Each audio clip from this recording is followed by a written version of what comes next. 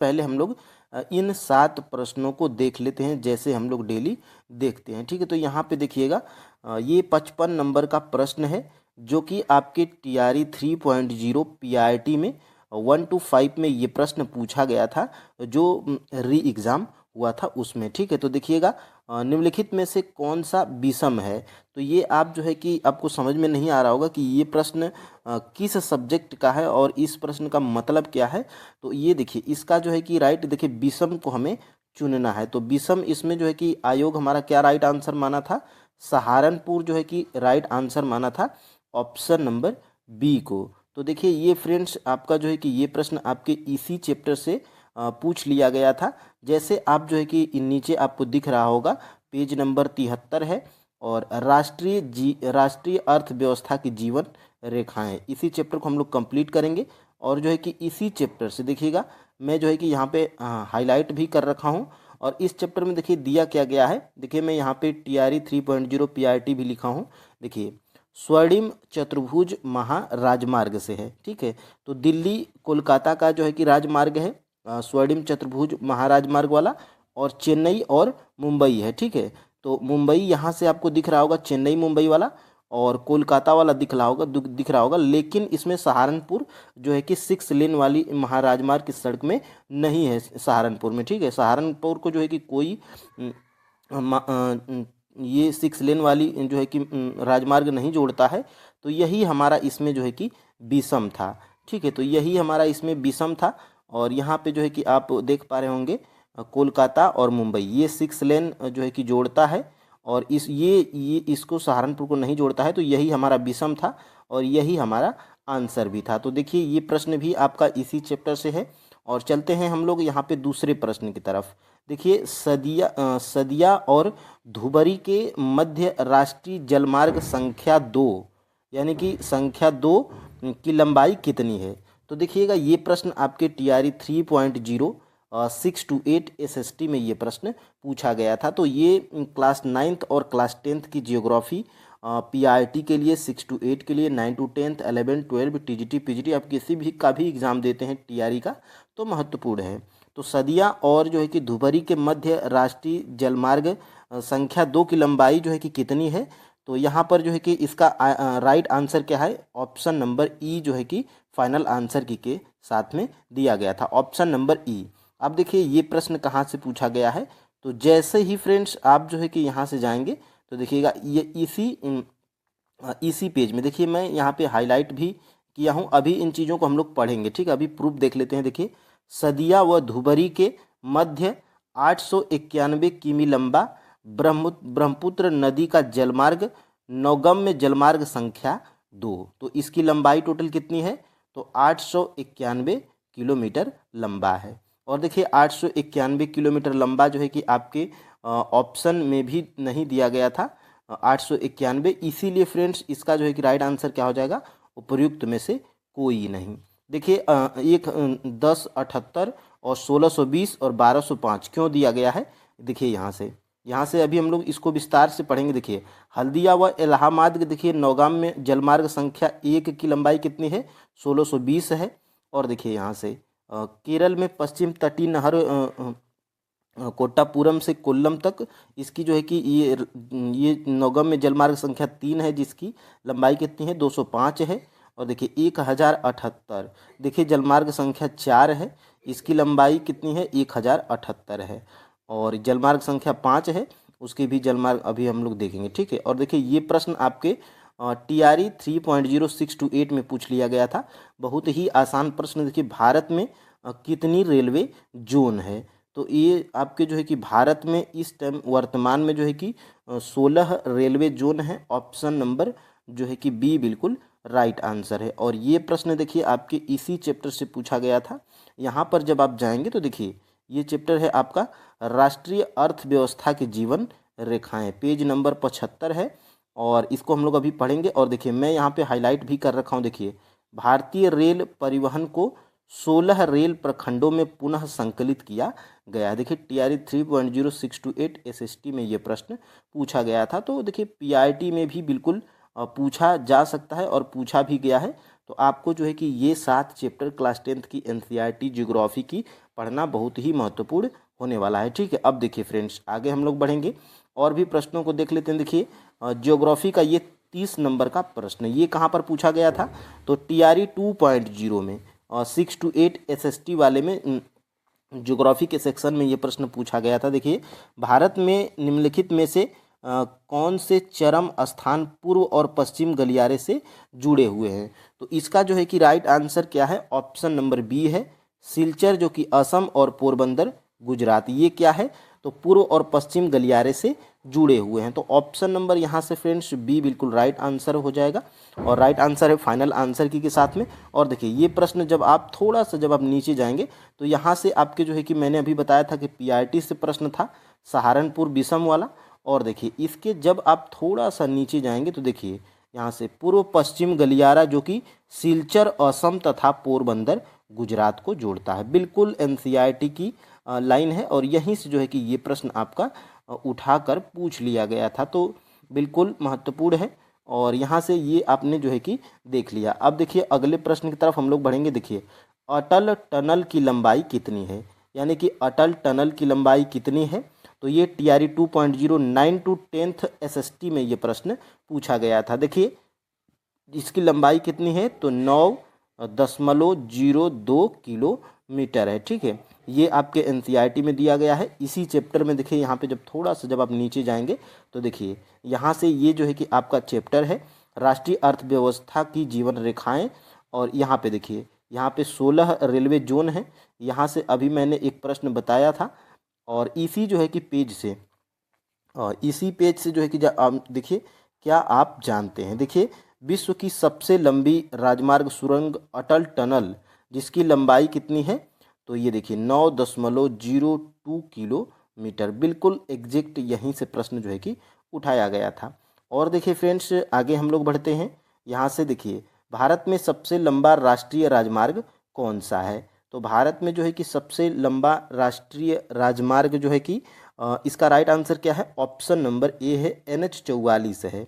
ये एग्जैक्ट जो है कि नहीं दिया गया है, लेकिन यहाँ से ये देखिए ये टीआरई 3.0 9 to 10th एसएसटी में ये प्रश्न पूछा गया था, जिसका राइट आंसर क्या है? NH 44। और देखिए आपके जो है कि जिस चैप्टर को हम लोग कंप्लीट करने वाले हैं चैप्टर नंबर 7 को, देखिए इसी में से देखिए राष्ट्रीय राजमार्ग, और इसमें जो है कि नहीं दिया गया है कि भारत का सबसे लंबा राष्ट्रीय राजमार्ग कौन सा है। लेकिन फ्रेंड्स यहाँ से देखिए NH 44 है, यहाँ पे ये आप जो है कि यहाँ से ध्यान दीजिएगा। और यहाँ से देखिए यहाँ से दिल्ली व अमृतसर के मध्य ऐतिहासिक शेरशाह सूरी मार्ग राष्ट्रीय राजमार्ग संख्या 1 के नाम से जाना जाता है। तो शायद आगे ये प्रश्न बन जाए, तो ये भी जो है कि पढ़ना हमें ज़रूरी है। अब देखिए फ्रेंड्स यहाँ से आगे हम लोग बढ़ेंगे और आगे देखते हैं दूसरे प्रश्न को। देखिए यहाँ से ये जो है कि आपके टीआरई 3.0 6 to 8 एसएसटी में ये प्रश्न पूछ लिया गया था। देखिए भारत के पश्चिम तट पर स्थित कोंकण रेलवे को किस समस्या का सामना करना पड़ता है? तो भूस्खलन और ट्रैक का धंसना, ये दोनों समस्याओं का जो है कि सामना करना पड़ता है। तो ऑप्शन नंबर यहाँ से फ्रेंड्स डी बिल्कुल राइट आंसर है, एक से अधिक। ठीक है, और यहाँ से देखिए यहाँ से सेम यही लाइन देखिए यही जो है कि आपका जो है कि चैप्टर है। और देखिए यहाँ से पश्चिमी तट के साथ कोंकण रेलवे के विकास ने यात्री व वस्तुओं के आवागमन को सुविधाजनक बनाया है, यद्यपि यहाँ असंख्य समस्याएं भी हैं। जैसे वो समस्याएं क्या हैं? भूस्खलन तथा किसी किसी भाग में रेलवे ट्रैक का धंसना। तो ये दोनों ऑप्शंस में दिए गए थे। और देखिए मैं यहाँ से 6 to 8 टीआरई 3.0 एसएसटी भी लिखा हूँ, तो यहीं से जो है कि ये प्रश्न आपका पूछ लिया गया था। तो ये 7 प्रश्न जो है कि आपने देख लिया। और देखिए ये प्रश्न मैंने कल भी जो है कि बताया था और आज भी, क्योंकि इसी चैप्टर में भी यहाँ पे दिया गया है। देखिए हजीरा विजयपुर जगदीशपुर गैस पाइपलाइन की लंबाई कितनी है? तो 1700 किलोमीटर है हजीरा विजयपुर जगदीशपुर गैस पाइपलाइन की लंबाई। और ये देखिए आपके टीआरई 3.0 6 to 8 एसएसटी में ये प्रश्न पूछ लिया गया था, जिसको मैंने कल भी बताया था। और देखिए ये इसी चैप्टर से, बिल्कुल इसी चैप्टर से देखिए पहली 1700 किलोमीटर लंबी Hazira Vijaypur Jagdishpur HVJ cross country gas pipeline Mumbai high और बसीन गैस क्षेत्रों को पश्चिम और उत्तरी भाग के विभिन्न उर्वरक, बिजली और औद्योगिक परिसरों से जोड़ती है। तो एग्जैक्ट यहीं से ये प्रश्न जो है कि आपका उठा लिया गया था। तो ये 7 प्रश्न फ्रेंड्स आपने जो है कि देखा, और यहाँ से देखिए इसी पेज से ये भी पूछ लिया गया था जिसको आपने अभी देखा था। तो फ्रेंड्स ये 7 प्रश्न आपने देख लिया। अब आपको पता चल गया होगा कि ये क्लास 10th की एनसीईआरटी ज्योग्राफी की और क्लास 9th की जो है कि एनसीईआरटी ज्योग्राफी की कितना महत्वपूर्ण है। तो आज हम लोग कंप्लीट कर लेंगे पूरा 7 चैप्टर, और 7वें चैप्टर को अब हम लोग यहाँ से स्टार्ट करते हैं। देखिए यहाँ से बिल्कुल जो जो चीज़ें मैंने हाईलाइट किया है सिर्फ वही मेन चीज़ें हैं। और देखिए यहाँ से वस्तुओं और सेवाओं का लाना ले जाना पृथ्वी के 3 महत्वपूर्ण क्षेत्रों पर किया जाता है, स्थल, जल और वायु। तो जो है कि स्थल, जल और वायु, और इन्हीं के आधार पर जो है कि परिवहन को स्थल, जल व वायु परिवहन में जो है कि वर्गीकृत किया गया है। अब देखिए फ्रेंड्स यहाँ से आपके एग्जाम में क्या प्रश्न बनेगा, तो देखिए ध्यान से यहाँ से देखिए भारत में सड़कों की सक्षमता के आधार पर इन्हें निम्न 6 वर्गों में वर्गीकृत किया गया है। देखिए 6 वर्ग क्या है, तो देखिए पहला हमारा है स्वर्णिम चतुर्भुज महाराजमार्ग। इसमें आपको जो है कि क्या महत्वपूर्ण है, तो देखिए यहाँ पे भारत सरकार ने ध्यान से देखिएगा, यहाँ से देखिए भारत सरकार ने दिल्ली, कोलकाता, चेन्नई, मुंबई व दिल्ली को जोड़ने वाली 6 लेन वाली महाराजमार्गों की सड़क परियोजना प्रारंभ की है। तो किनको किनको, दिल्ली, कोलकाता, चेन्नई, मुंबई व दिल्ली को जोड़ने वाली, ठीक है। और देखिए इस परियोजना के तहत 2 गलियारे प्रस्तावित हैं। किस परियोजना के तहत, तो स्वर्णिम चतुर्भुज महाराजमार्ग, इस परियोजना के तहत जो है कि 2 गलियारे प्रस्तावित हैं। प्रथम गलियारा क्या है, तो देखिए उत्तर दक्षिण गलियारा जो कि श्रीनगर व कन्याकुमारी तक से जोड़ता है।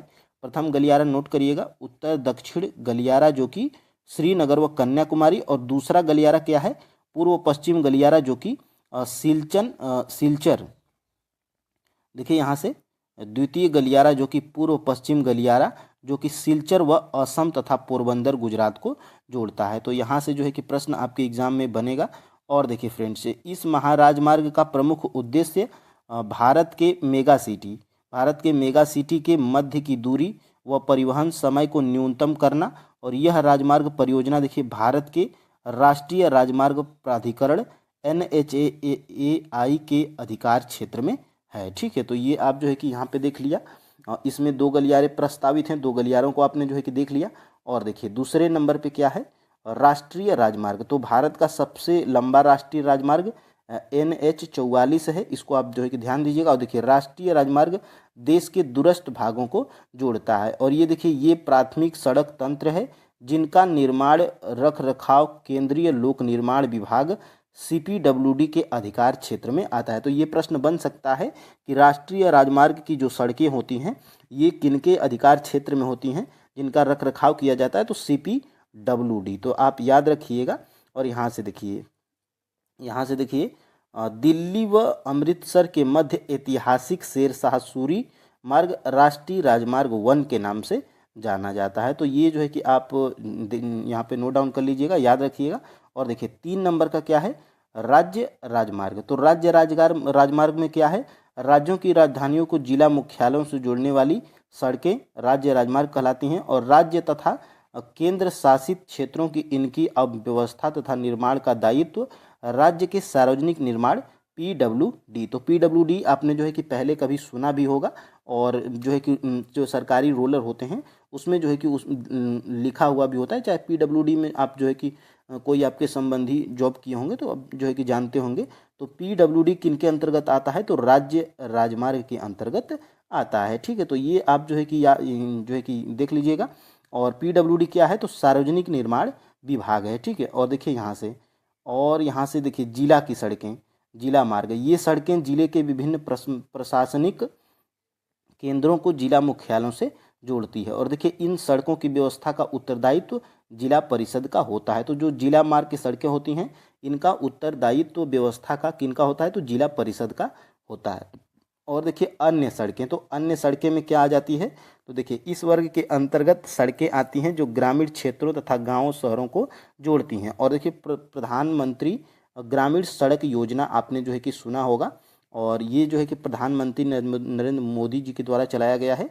और यहाँ से ये प्रधानमंत्री ग्रामीण सड़क योजना के तहत जो है कि इन सड़कों को जो है कि विकास के विशेष प्रोत्साहन मिला, यानी कि ये जो गांव की सड़कें हैं, ठीक है।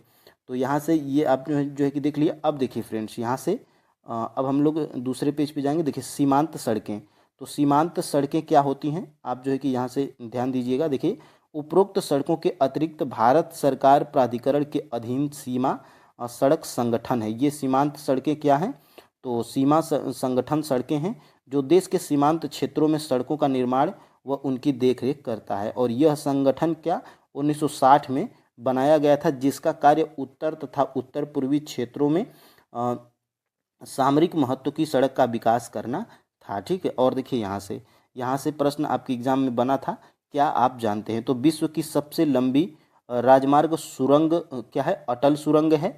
और इसकी जो है कि लंबाई कितनी है, तो 9 यानी कि 9.02 किलोमीटर है, ठीक है। और ये सीमा सड़क संगठन द्वारा बनाई गई थी। और यह सुरंग पूरे साल मनाली को लाहौल स्पीति घाटी से जोड़ती है। तो ये भी जो है कि आपको जानना जरूरी है कि जो विश्व की सबसे लंबी जो राजमार्ग सुरंग है अटल सुरंग, इसकी लंबाई 9.02 किलोमीटर है।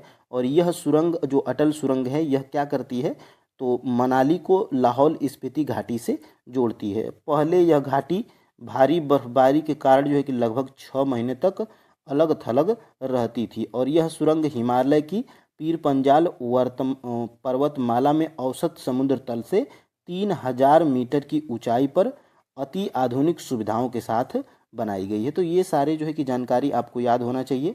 और देखिए फ्रेंड्स, यहाँ से सड़क निर्माण में जो है कि प्रयुक्त पदार्थ के आधार पर जो है कि सड़कों को कच्ची पक्की सड़कों में वर्गीकृत किया जाता है। तो पक्की सड़कें सीमेंट, कंक्रीट व तारकोल द्वारा निर्मित होती हैं, अतः यह 12मासी सड़कें होती हैं। और देखिए कच्ची सड़कें वर्षा ऋतु में अनुपयोगी हो जाती हैं। तो ये आप जो है कि इस बेसिक है, आप जानते होंगे। और देखिए फ्रेंड्स, यहाँ से अब हमें क्या पढ़ना है, तो अब हमें जो है कि रेल के बारे में पढ़ना है, चूँकि जो है कि रेल इसमें चैप्टर में दिया गया है। और देखिए यहाँ से रेल में क्या है महत्वपूर्ण दिया गया है, भारतीय रेलवे देश की अर्थव्यवस्था, उद्योगों व कृषि के तीव्र गति के विकास के लिए उत्तरदायी है। और देखिए यहाँ से बेसिक जानकारी भी दे दिया गया है।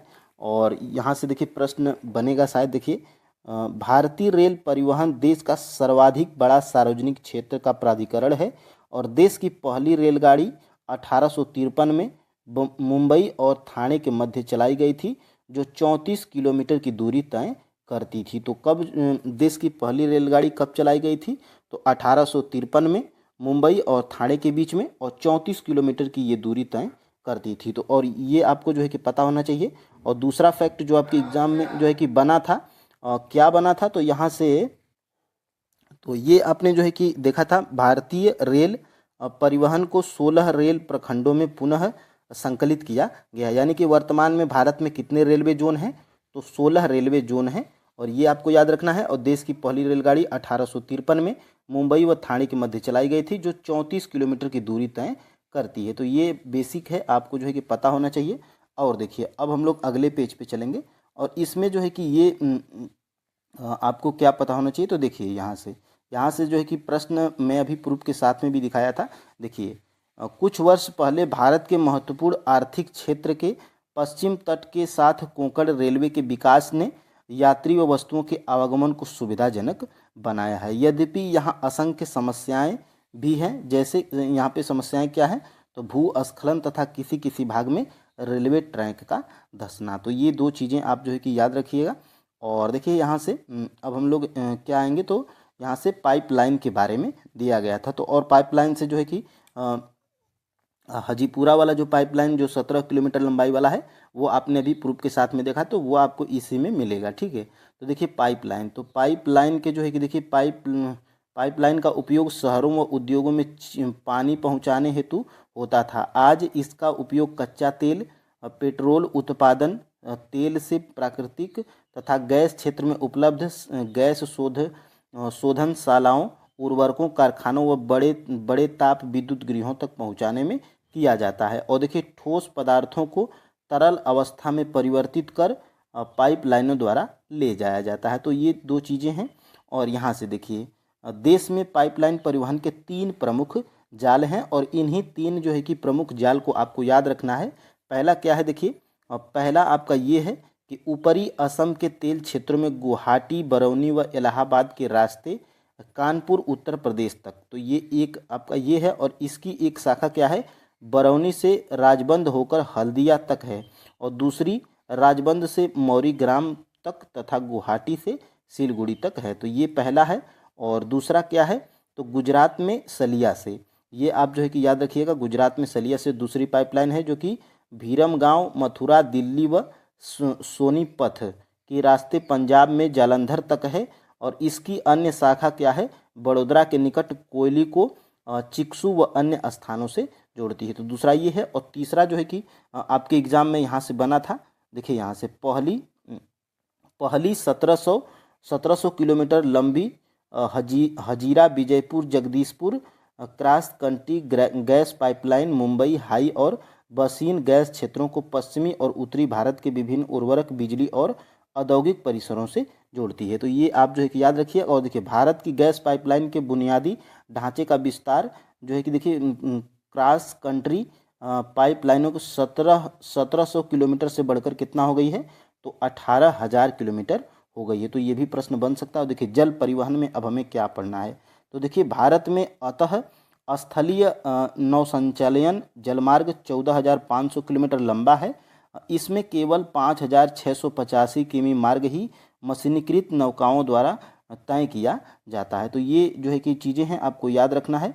और देखिए फ्रेंड्स यहाँ से ये आपके हैं जलमार्ग, ठीक है। निम्न जलमार्गों को भारत सरकार द्वारा राष्ट्रीय जलमार्ग घोषित किया गया है। तो इसमें जो है कि देखिए पहला क्या है, पहला इसमें क्या है, हल्दिया व इलाहाबाद के मध्य, देखिए इसमें जो है कि देखिए राष्ट्रीय राजमार्ग संख्या 1, ठीक है, जलमार्ग की संख्या 1 है। इसमें क्या है, हल्दिया तथा इलाहाबाद के मध्य गंगा जलमार्ग को 1620 किमी लंबा है और ये नौगम्य जलमार्ग संख्या 1 है। और ये दूसरा आपके एग्जाम में पूछ लिया गया था, सदिया व धुबरी के मध्य 891 किमी लंबा ब्रह्मपुत्र नदी जलमार्ग नौगम्य जलमार्ग संख्या 2। और देखिए जलमार्ग संख्या 3 क्या है, तो केरल में पश्चिम तटीय नहर कोट्टापुरम से कोल्लम तक उद्योग मंडल तथा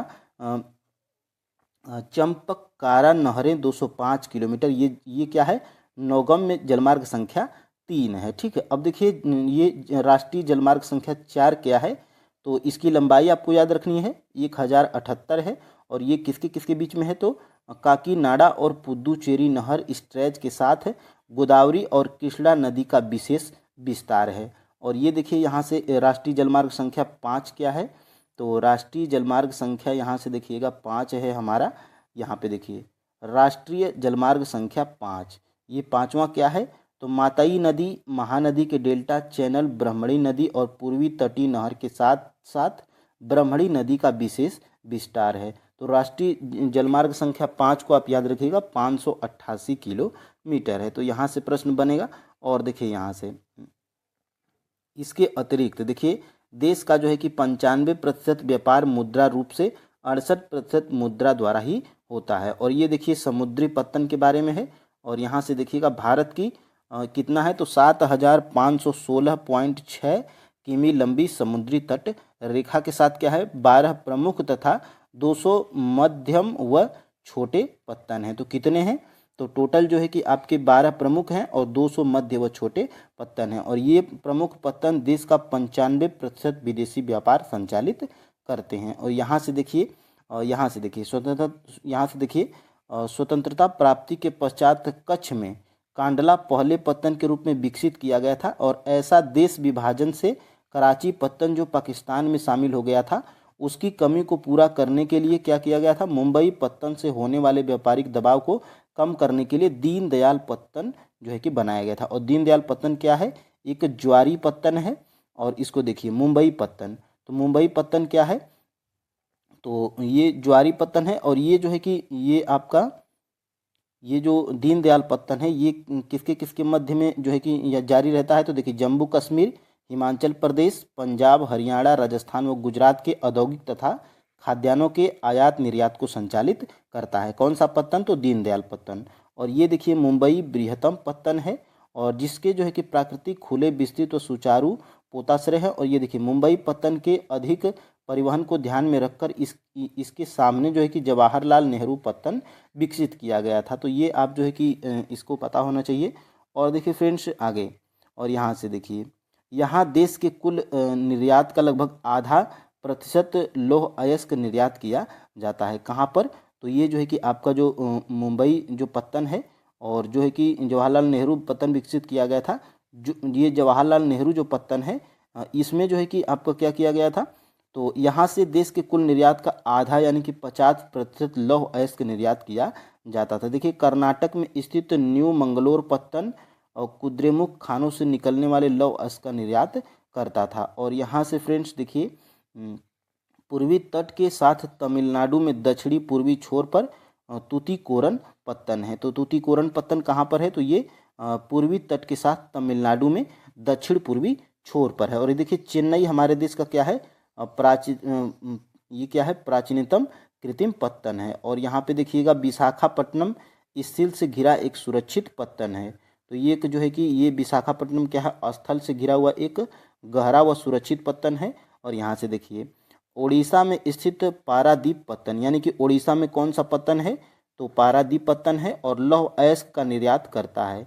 ठीक है। और यहाँ से कोलकाता एक अंतः स्थलीय नदी पत्तन है, यानी कि कोलकाता में क्या है, तो कोलकाता जो पत्तन है ये क्या है, स्थलीय नदी पत्तन है। ठीक है। और यह पत्तन गंगा ब्रह्मपुत्र बेसिन के बृहत व समृद्ध पृष्ठभूमि को सेवाएं प्रदान करता है। ठीक है। और यहाँ से देखिए ये जो है कि आपका जो कोलकाता पत्तन है ये ज्वारी पत्तन होने के कारण तथा हुगली के तलछट जमाव से इसे नियमित रूप से साफ करना पड़ता है। ठीक है। और यहाँ से कोलकाता पत्तन पर बढ़ते व्यापार को कम करने के लिए हल्दिया सहायक पत्तन के रूप में विकसित किया गया था। तो ये दो चीज़ें हैं आपको जो है कि पता होना चाहिए।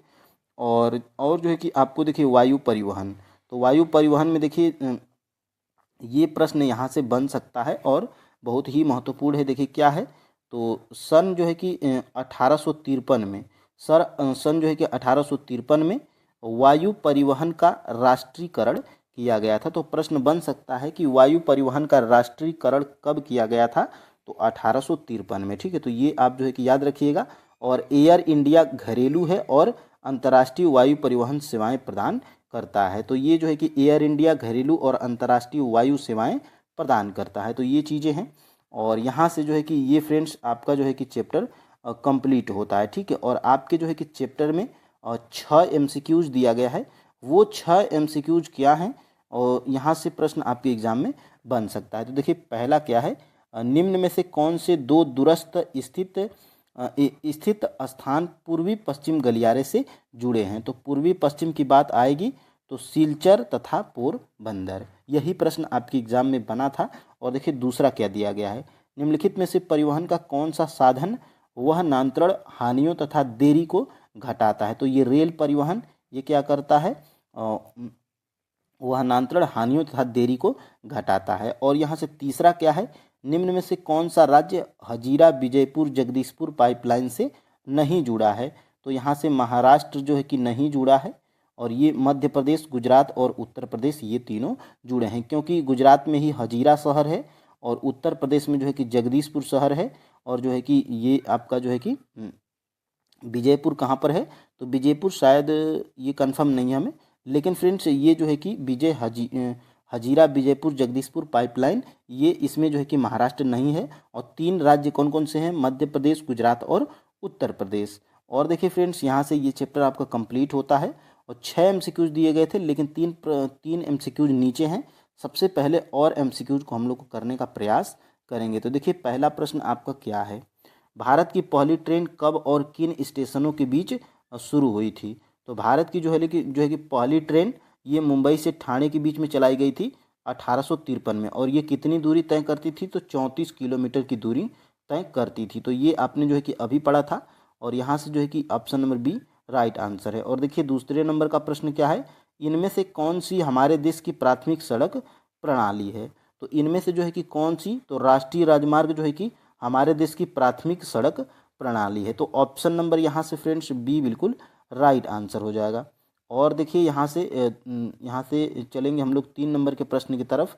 देखिए 3 नंबर का प्रश्न हमारा क्या है, निम्न में से कौन से दो दूरस्थ स्थित स्थान पूर्वी पश्चिम गलियारे को आपस में जोड़ते हैं। तो पूर्वी पश्चिम गलियारे को कौन जोड़ते हैं, तो ऑप्शन नंबर बी, सिलचर व पोरबंदर। यही जो है कि आपके एग्जाम में भी बना था, तो ऑप्शन नंबर जो है कि बी राइट आंसर हो जाएगा।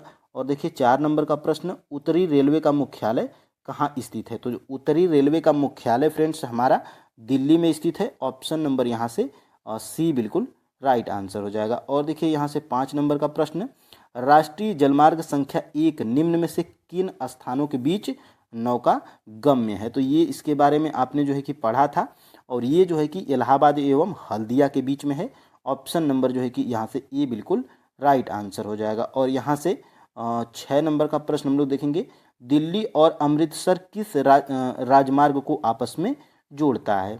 तो दिल्ली और अमृतसर किस राजमार्ग को जोड़ता है, तो ये है फ्रेंड्स आपका जो है कि ऑप्शन नंबर 3 सी, यानी कि राष्ट्रीय राजमार्ग संख्या 1 क्या करता है, दिल्ली और अमृतसर किस राजमार्ग को आपस में जोड़ता है। तो यहाँ से फ्रेंड्स दिल्ली और मुंबई होगा यहाँ से शायद, लेकिन यहाँ से ऑप्शन नंबर यहाँ से सी बिल्कुल राइट आंसर है। ठीक है, और देखिएगा यहाँ से निम्नलिखित में से कौन परिवहन का सबसे जो है कि सस्ता साधन है।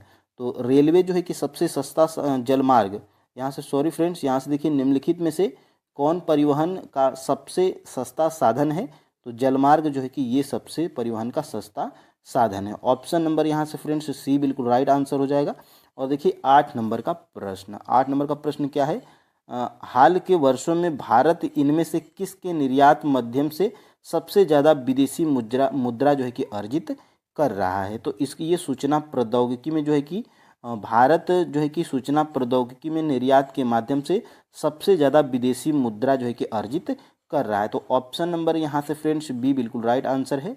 और ये प्रश्न जितने फ्रेंड्स हैं ये किसी न किसी एग्जाम में पूछे गए हैं, और जो कि इसी चैप्टर से हैं। ठीक है, तो ये सारे प्रश्न आप जो है कि याद रखिएगा। और देखिए उत्तर दक्षिण गलियारा किन दो अंतिम सिरों के नगरों को जोड़ता है, यानी कि उत्तर दक्षिण गलियारा जो है, उत्तर दक्षिण जो गलियारा है ये किन दो अंतिम सिरों के नगरों को जोड़ता है।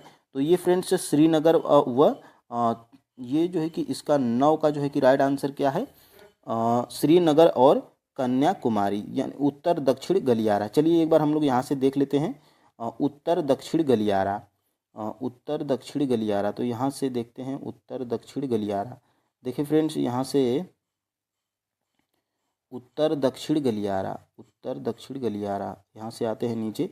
हाँ देखिए फ्रेंड्स यहाँ से उत्तर दक्षिण गलियारा, तो उत्तर दक्षिण गलियारा श्रीनगर को कन्याकुमारी से जोड़ता है। यहाँ से हमें ऑप्शन में थोड़ा सा गलत लगा था, लेकिन आप जो है कि उत्तर दक्षिण गलियारा श्रीनगर और कन्याकुमारी को जोड़ता है। तो ऑप्शन यहाँ से जो है कि प्रश्न हम लोग 9 की तरफ जाएंगे।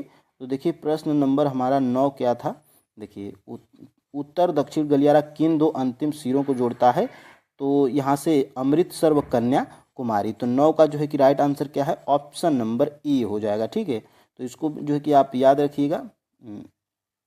अमृतसर, अमृतसर शायद यहाँ पे हम लोग श्रीनगर व कन्याकुमारी ना, यहाँ से हम लोगों ने क्या पढ़ा था। देखिए फ्रेंड्स यहाँ से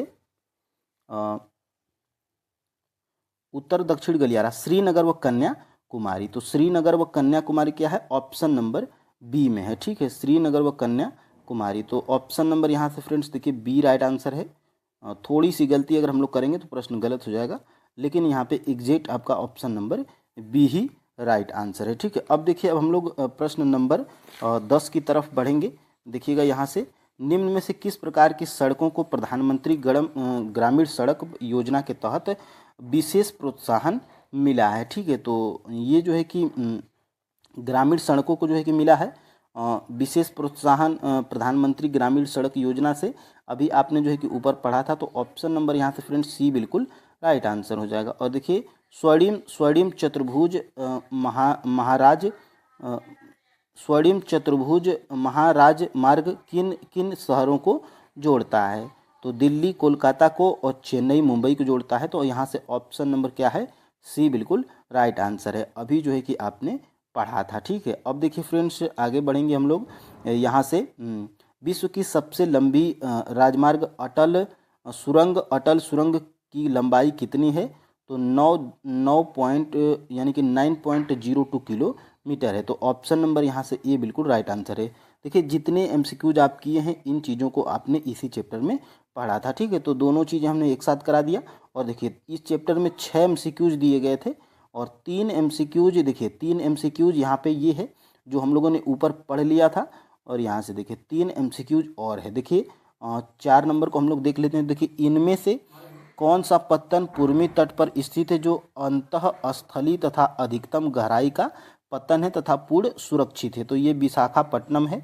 बिल्कुल जो है कि इन चीज़ों को आपने पढ़ा था। और देखिए 5 नंबर का क्या है, निम्न में से कौन सा परिवहन साधन भारत में प्रमुख साधन है? तो रेल परिवहन है, ठीक है। ऑप्शन नंबर ग बिल्कुल राइट आंसर है। और देखिए 6 नंबर का क्या है, निम्न में से कौन सा शब्द निम्न में से कौन सा शब्द 2 या अधिक देशों के व्यापार को जोड़ता है?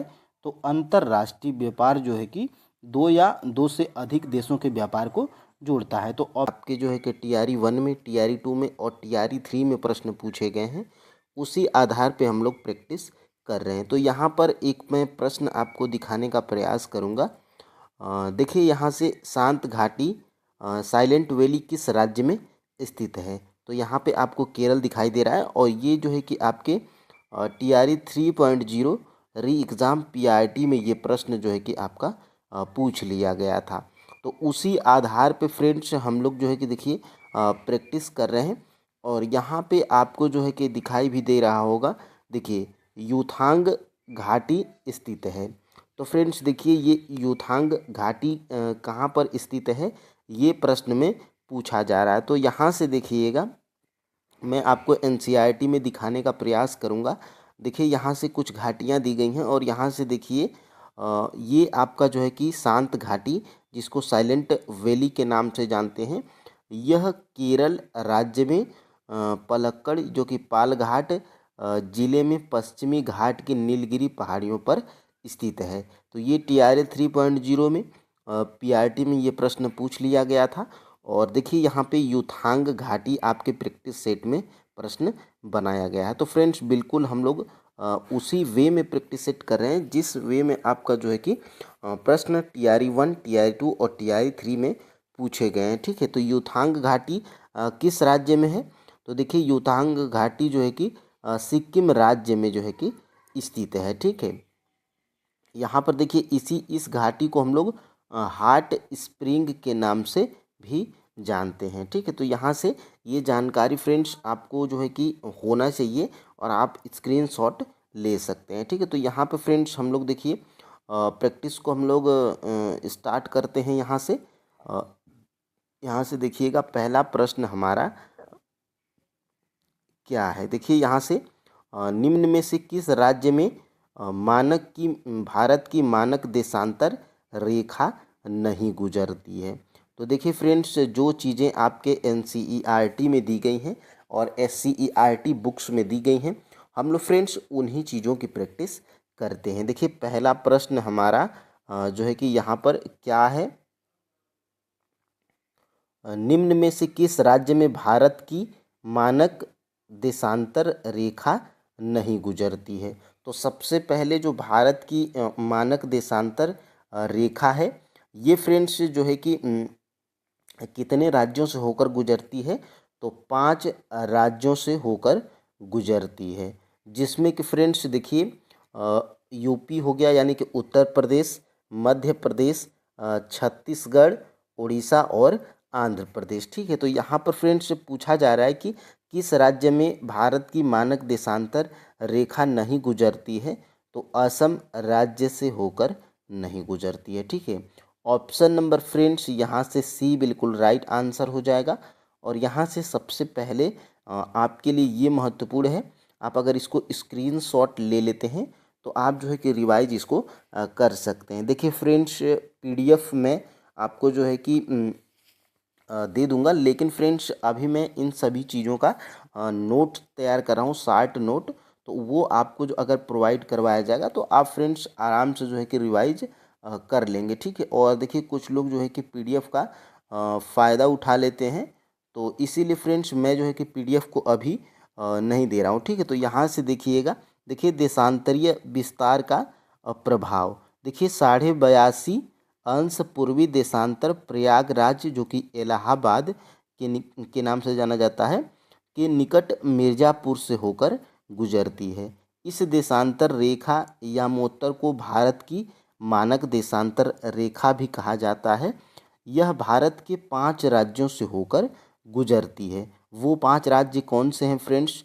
तो यहाँ पे देखिए उत्तर प्रदेश हो गया है, मध्य प्रदेश और छत्तीसगढ़, उड़ीसा और आंध्र प्रदेश, ठीक है। तो उसमें पूछा गया था प्रश्न में कि किस राज्य से जो है कि मानक देशांतर रेखा नहीं गुजरती है, तो वो फ्रेंड्स असम राज्य था और इसीलिए असम को हम लोग टिक किए थे। तो ये 5 राज्य आप याद रखिए और यहाँ से इसको अगर आप स्क्रीनशॉट ले लेते हैं तो आप जो है कि इसको रिवाइज भी कर सकते हैं, ठीक है। देखिए फ्रेंड्स, कुछ लोग PDF मांग रहे हैं, लेकिन फ्रेंड्स अगर आप इन सभी चीज़ों का अगर आप खुद से लिख के नोट बना लेते हैं तो वो आपके लिए बेहतर होगा, ठीक है। यहाँ से आगे हम लोग बढ़ते हैं और यहाँ से देखिएगा प्रश्न नंबर हमारा 2 क्या है?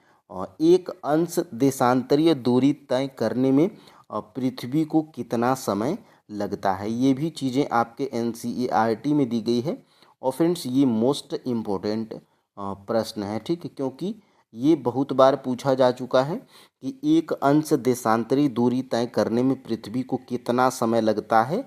तो फ्रेंड्स देखिए 4 मिनट का समय लगता है, ठीक है। ऑप्शन नंबर यहाँ से जो है कि C बिल्कुल राइट आंसर हो जाएगा। देखिए फ्रेंड्स, अगर आपको प्रश्न का आंसर पहले से पता है तो फ्रेंड्स आप वीडियो को पॉज करके कमेंट कर दिया करिए। हम जो है कि देखते हैं तो बहुत ही अच्छा लगता है, ठीक है, कि आप लोग कमेंट कर रहे हैं, ठीक है। अब देखिए आगे हम लोग बढ़ते हैं। यहाँ से देखिएगा मानक मध्याह्न रेखा चुनते समय इस बात का ध्यान रखा जाता है कि वह देशों के बीचों बीच से गुजरती हो तथा 7 अंश 30 मिनट का गुणांक हो, ताकि 7 अंश 30 मिनट देशांतरी दूरी पर स्थित स्थानों के बीच 30 मिनट का समय अंतर हो, ठीक है। और यहाँ से ये चीज़ आपके लिए महत्वपूर्ण है, जहाँ से प्रश्न को बनाया गया था। पृथ्वी 24 घंटे में 360 अंश घूम जाती है, अतः एक अंश, देखिए एक अंश देशांतरी दूरी तय करने में पृथ्वी को 4 मिनट का समय लगता है। तो ये महत्वपूर्ण है, आप जो है कि इसको नोट डाउन करिएगा। अब देखिए फ्रेंड्स आगे हम लोग बढ़ते हैं। निम्न में से कौन सा भारत का पूर्वोत्तर बिंदु है? तो यहाँ से भी प्रश्न आपके एग्ज़ाम में बन सकता है और BPSC के सिविल सर्विसेज के एग्ज़ाम में, बिहार PCS के एग्ज़ाम में प्रश्न बना भी है, ठीक है। तो देखिए निम्न में से भारत का पूर्वोत्तर बिंदु कौन सा है? क्या फ्रेंड्स इंदिरा पॉइंट है या किबिथु है या इंदिरा कॉल है या उपर्युक्त में से एक से अधिक या उपर्युक्त में से कोई नहीं? तो देखिए फ्रेंड्स भारत का जो है कि पूर्वोत्तर बिंदु किबिथु है, ठीक है, किबिथु है। और ये कहाँ पर है? तो ये फ्रेंड्स आपके अरुणाचल प्रदेश में है, ठीक है। ये आपका जो है कि अरुणाचल प्रदेश में है, अरुणाचल प्रदेश में है और भारत का पूर्वोत्तर बिंदु है, ठीक है। यहाँ पे इसको ऑप्शन नंबर यहाँ से फ्रेंड्स जो है कि B बिल्कुल राइट आंसर आपका हो रहा है, ठीक है। अब देखिए इसको हम लोग देखते हैं, ये भी आपके जो है कि NCERT के बुक्स में दिया गया है। देखिए देश की चतुर्दिम अंतिम सीमा बिंदु, देखिए भारत का जो है कि दक्षिणतम बिंदु क्या है? इंदिरा पॉइंट है, जो कि ग्रेट निकोबार द्वीप समूह में स्थित है। और ये उत्तरतम बिंदु क्या है? इंदिरा कॉल है, जो कि लद्दाख में है। और पश्चिमोत्तर बिंदु क्या है? गौर मोता या इसको गुहार मोती के नाम से जानते हैं, जो कि गुजरात में है। और ये पूर्वोत्तर बिंदु जो कि प्रश्न हम यहाँ से बनाए थे, ये फ्रेंड्स आपका जो है कि पूर्वोत्तर बिंदु कौन सा है? किबिथु है, ठीक है, जो कि अरुणाचल प्रदेश में है। और मुख्य भूमि का दक्षिणतम बिंदु क्या है?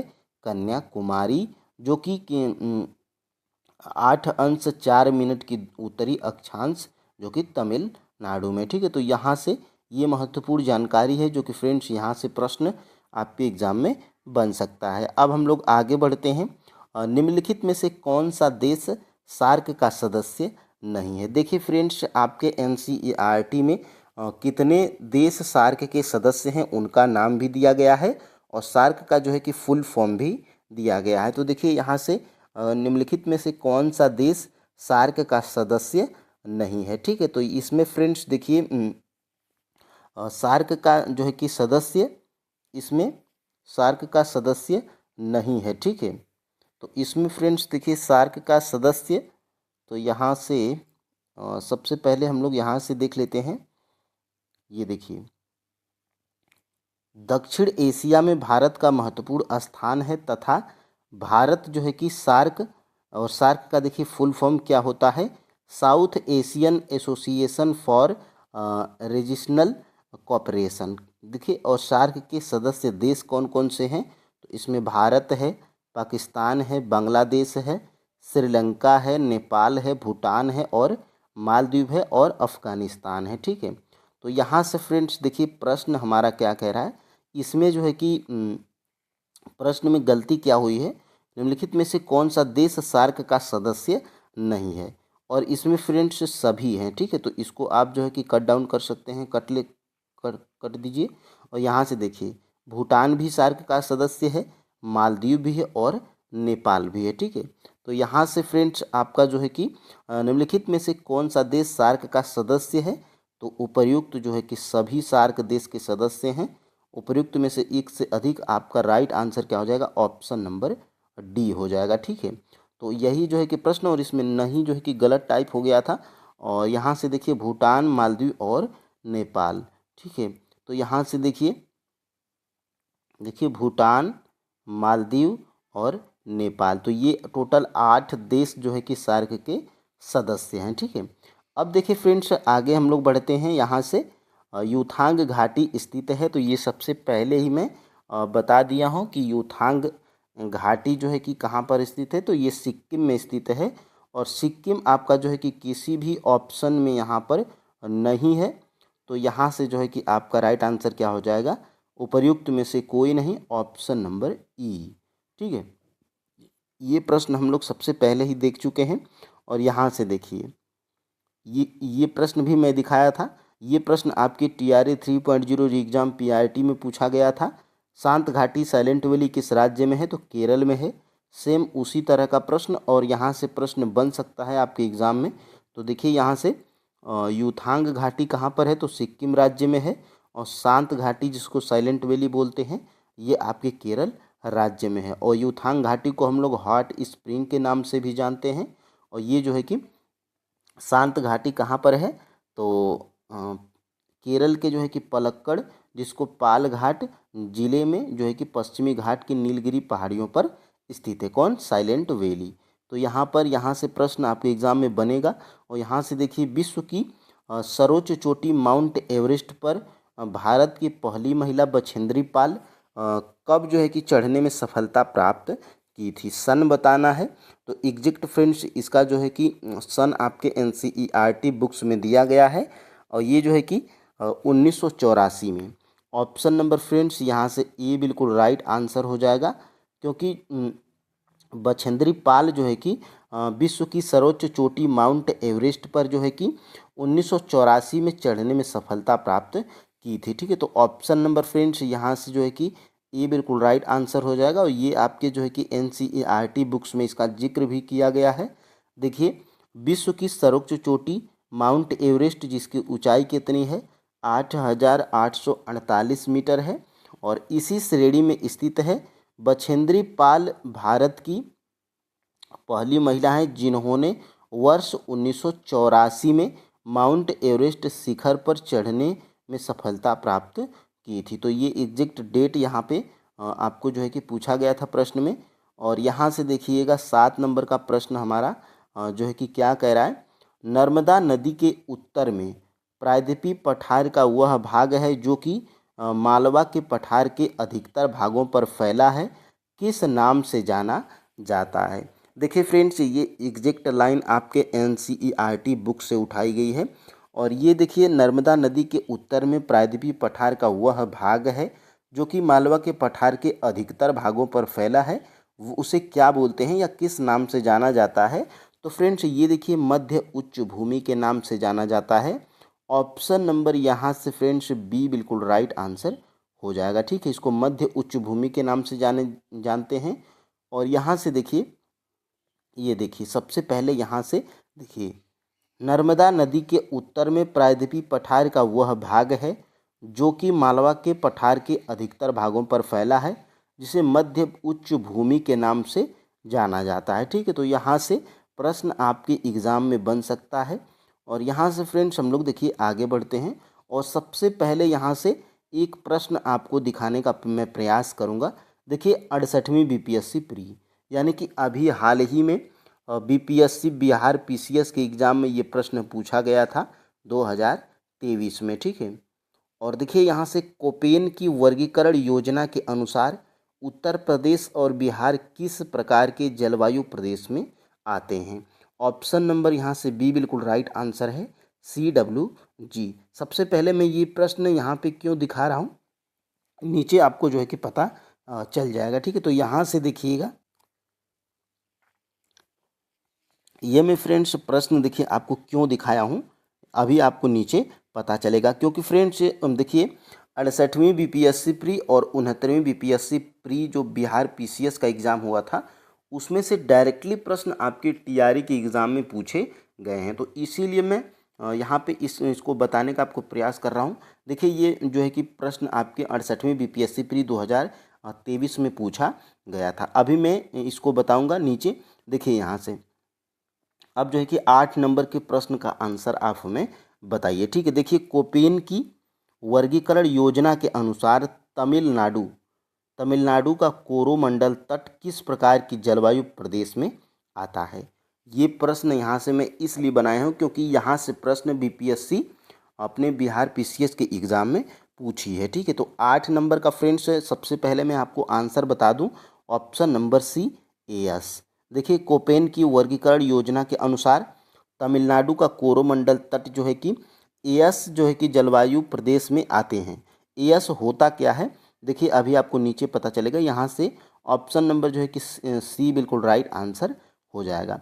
और ये देखिए फ्रेंड्स यहाँ से देखिए कोपेन की योजना के अनुसार भारत के जलवायु प्रदेश, तो सबसे पहले देखिए लघु शुष्क ऋतु इसको बोलते हैं, जो कि AMW के नाम से आता है। और गोवा के दक्षिण में भारत का पश्चिमी घाट का जो है कि जलवायु कैसी है, AMW है। देखिए तमिलनाडु का कोरोमंडल तट किस प्रकार की जलवायु दर्शाता है, तो एस होता क्या है, शुष्क ग्रीष्म ऋतु। कर्क रेखा के दक्षिण में प्रायद्वीपीय पठार का अधिकांश भाग AW। और यहाँ से देखिएगा ये प्रश्न आपका जो है कि यहाँ से बनाया गया था। यहाँ से देखिएगा, यहाँ से देखिए गंगा का मैदान पूर्वी राजस्थान, उत्तरी मध्य प्रदेश, उत्तर पूर्वी भारत का अधिकतर प्रदेश, CWG। तो यहाँ से बिहार पीसीएस में प्रश्न पूछा गया था, तो यहाँ से आप में भी जो है कि पूछा जा सकता है। और ये जो CWFMH ये होता क्या है, तो यहाँ से आप जो है कि इसको देख लीजिए। यफ का मतलब क्या है, पर्याप्त वर्षण क्षेत्र। यम का मतलब शुष्क मानसून होते हुए भी वर्षा वन। डब्लू का मतलब क्या है, शुष्क शीत ऋतु। एच का मतलब क्या है, शुष्क और गर्म। सी का मतलब क्या है, 4 महीनों से कम अवधि में औसत तापमान 10 डिग्री सेल्सियस से अधिक। और जी का मतलब क्या है, गंगा का मैदान। तो यहाँ से प्रश्न फ्रेंड्स आपके एग्ज़ाम में बन सकता है। और यहाँ से देखिए लौटती हुई मानसूनी पवनें बंगाल की खाड़ी से जलवाष्प ग्रहण कर उत्तर पूर्वी मानसून के रूप में कहाँ पर वर्षा कराती हैं। ठीक है, तो ये प्रश्न आपका जो है कि पूछा जा रहा है। और ये जो है कि तमिलनाडु लौटती हुई जो मानसूनी पवनें बंगाल की खाड़ी से जलवाष्प ग्रहण करके उत्तर पूर्वी मानसून के रूप में ये जो है कि तमिलनाडु पर या तमिलनाडु में वर्षा कराती हैं। ठीक है, तो ऑप्शन नंबर यहाँ से फ्रेंड्स सी बिल्कुल राइट आंसर हो जाएगा। और ये सारी चीज़ें आपके जो है कि NCERT बुक्स में भी दी गई हैं। देखिए और लौटती हुई मानसूनी पवनें बंगाल की खाड़ी से जलवाष्प ग्रहण करके उत्तर पूर्वी मानसून के रूप में तमिलनाडु में वर्षा कराती हैं। यहाँ अक्टूबर और नवंबर वर्ष के सबसे अधिक वर्षा वाले महीने होते हैं। यानी कि अक्टूबर नवंबर का मतलब फ्रेंड्स ये शीत ऋतु के महीने हैं। और इस तरह का प्रश्न आपके TRA 3.0 री एग्ज़ाम PRT में प्रश्न पूछा गया था। अब देखिए फ्रेंड्स, हम लोग आगे बढ़ते हैं। निम्नलिखित में से कब विश्व मृदा दिवस मनाया जाता है? तो सबसे पहले फ्रेंड्स देखिए यहाँ से, ये विश्व मृदा दिवस 5 दिसंबर को मनाया जाता है। ऑप्शन नंबर यहाँ से सी बिल्कुल राइट आंसर हो जाएगा। और ये क्या है आपका जो है कि पर्यावरण दिवस है। 5 जून को हम लोग पर्यावरण दिवस मनाते हैं। और इसका भी जिक्र फ्रेंड्स आपके जो है कि NCERT बुक्स में क्लास जो है कि 7th या 8th में दिया गया है, ठीक है। और 5 दिसंबर को विश्व मृदा दिवस मनाया जाता है। और यहाँ से देखिए ये क्लास के आपके जो है कि 12 में दिया गया है। देखिए यहाँ से विश्व मृदा दिवस, देखिए 5 दिसंबर को विश्व मृदा दिवस के रूप में स्वीकार किया गया है। तो यहाँ से देखिए वर्ल्ड सॉइल डे। तो यहाँ से फ्रेंड्स प्रश्न छोटा है लेकिन आपके एग्ज़ाम में बन सकता है। और यहाँ से आगे हम लोग बढ़ते हैं। देखिए सन 1894 में पहली राष्ट्रीय वन नीति की घोषणा की गई थी जब, तो उस समय वायसराय कौन थे? देखिए इसका भी जिक्र आपके जो है कि NCERT बुक्स में किया गया है। सन 1894 में जो पहली राष्ट्रीय वन नीति की घोषणा की गई थी, तो उस समय वायसराय कौन थे? क्या फ्रेंड्स लॉर्ड डलहौजी थे, या लॉर्ड एल्गिन द्वितीय थे, या लॉर्ड चेम्सफोर्ड थे, या उपयुक्त में से एक से अधिक, या उपयुक्त में से कोई नहीं? तो फ्रेंड्स देखिए लॉर्ड एल्गिन द्वितीय उस समय वायसराय थे जब 1894 में पहली राष्ट्रीय वन नीति की घोषणा की गई थी। तो ऑप्शन नंबर यहाँ से फ्रेंड्स बी बिल्कुल राइट आंसर हो जाएगा। अब देखिए आगे हम लोग बढ़ते हैं। देखिए राष्ट्रीय वन नीति 1894, देखिए सन 1894 में जब लॉर्ड एल्गिन द्वितीय वायसराय थे, तब सरकार ने पहली राष्ट्रीय वन नीति की घोषणा की। और इसके अंतर्गत एक विकास समिति और सभी प्रांतों में वन विभागों फॉरेस्ट डिपार्टमेंट्स की स्थापना की गई थी। और राष्ट्रीय वन नीति 1952 क्या है? तो ये स्वतंत्रता प्राप्ति के पश्चात वर्ष 1952 में पहली बार राष्ट्रीय वन नीति की घोषणा की गई थी। तो ये दोनों प्रश्न यहाँ से आपके एग्जाम में बन सकते हैं। और यहाँ से देखिए निम्न में से कहाँ पर राजीव गांधी राष्ट्रीय उद्यान स्थित है? देखिए जो महान व्यक्तियों के नाम पे राष्ट्रीय उद्यान हो गया हो, ये ऐसे प्रश्न आपके एग्जाम में पूछ लिए जाते हैं। तो राजीव गांधी राष्ट्रीय उद्यान ये कहाँ पर स्थित है या किस राज्य में स्थित है, ये प्रश्न जो है कि पूछा जा रहा है। तो राजीव गांधी राष्ट्रीय उद्यान फ्रेंड्स आपके कर्नाटक राज्य में स्थित है। ऑप्शन नंबर यहाँ से सी बिल्कुल राइट आंसर हो जाएगा। और यहाँ से आप जो है कि देख सकते हैं सबसे पहले बिहार का एग्ज़ाम आप दे रहे हैं, तो बिहार में जो है कि इकलौता राष्ट्रीय उद्यान देखिए वाल्मीकि राष्ट्रीय उद्यान है। और ये देखिए 1989 में जो है कि इसको बनाया गया था। और ये पश्चिमी चंपारण, बिहार के पश्चिमी चंपारण जिले में स्थित है। ये आपने जान लिया। अब देखिए फ्रेंड्स प्रश्न आपका यहाँ से बनाया गया था। देखिए कर्नाटक में टोटल 5 राष्ट्रीय उद्यान हैं। अंसी राष्ट्रीय उद्यान, और देखिए बांदीपुर राष्ट्रीय उद्यान, बन्नेरघट्टा राष्ट्रीय उद्यान, और कुद्रेमुख राष्ट्रीय उद्यान, और राजीव गांधी राष्ट्रीय उद्यान। तो ये प्रश्न आपके एग्जाम में बन सकता है क्योंकि महान व्यक्तियों के नाम पे है। और यहाँ पे देखिए कर्नाटक के कोडागु और मैसूर जिले के बीच में ये स्थित है, ठीक है। अब देखिए फ्रेंड्स हम लोग आगे बढ़ते हैं। यहाँ से बिहार के किस जिले में गंगा बाढ़ नियंत्रण आयोग स्थित है? देखिए फ्रेंड्स ये आयोग इसलिए बिहार में स्थित किया गया है क्योंकि बिहार जो है कि बाढ़ के लिए सबसे ज़्यादा जाना जाता है। बिहार में देखिए इस टाइम भी बाढ़ आई हुई है, आपने देखा होगा न्यूज़ में। तो बिहार के किस जिले में गंगा बाढ़ नियंत्रण आयोग स्थित है? तो बिहार के जो है कि पटना जिले में जो है कि स्थित है गंगा बाढ़ नियंत्रण आयोग। तो ऑप्शन नंबर यहाँ से सी बिल्कुल राइट आंसर हो जाएगा। और ये आपके जो है कि बिहार SCERT की बुक्स में देखिए गंगा बाढ़ नियंत्रण आयोग कब बनाया गया था? 1972 में, जो कि बिहार के पटना जिले में स्थित है। तो यहाँ से प्रश्न आपके एग्जाम में बन सकता है। और आगे हम लोग देखते हैं निम्न में से कौन सी फसल जायद की फसल है? ये तो फ्रेंड्स आपके जो है कि TRA 1 में ही पूछ लिया गया था PRT में कि जायद की फसल कौन कौन सी हैं। तो देखिए फ्रेंड्स जायद की फसल ये तीनों हैं, खीरा भी है, खरबूज भी है और तरबूज भी है, इसीलिए फ्रेंड्स आपका राइट आंसर क्या हो जाएगा, ऑप्शन नंबर डी हो जाएगा राइट आंसर। ठीक है, और यहाँ से फ्रेंड्स देखिए जायद की फसलें किस प्रकार की होती हैं, तो देखिए रबी और खरीफ फसल ऋतुओं के बीच ग्रीष्म ऋतु में उगाई जाने वाली फसल को क्या कहते हैं, जायद फसल कहते हैं। जायद ऋतु में मुख्यतः तरबूज, खरबूज, खीरा, सब्जियों जिसमें महत्वपूर्ण भिंडी और चारे की फसलों की खेती की जाती है। तो आप इसको जो है कि स्क्रीनशॉट ले सकते हैं। और यहाँ से फ्रेंड्स हम लोग आगे बढ़ते हैं। जनगणना 2011 के अनुसार बिहार की महिला साक्षरता दर कितना है। देखिए 2011 की जनगणना से एक प्रश्न आपके टीआरई के एग्ज़ाम में ज़रूर पूछता है।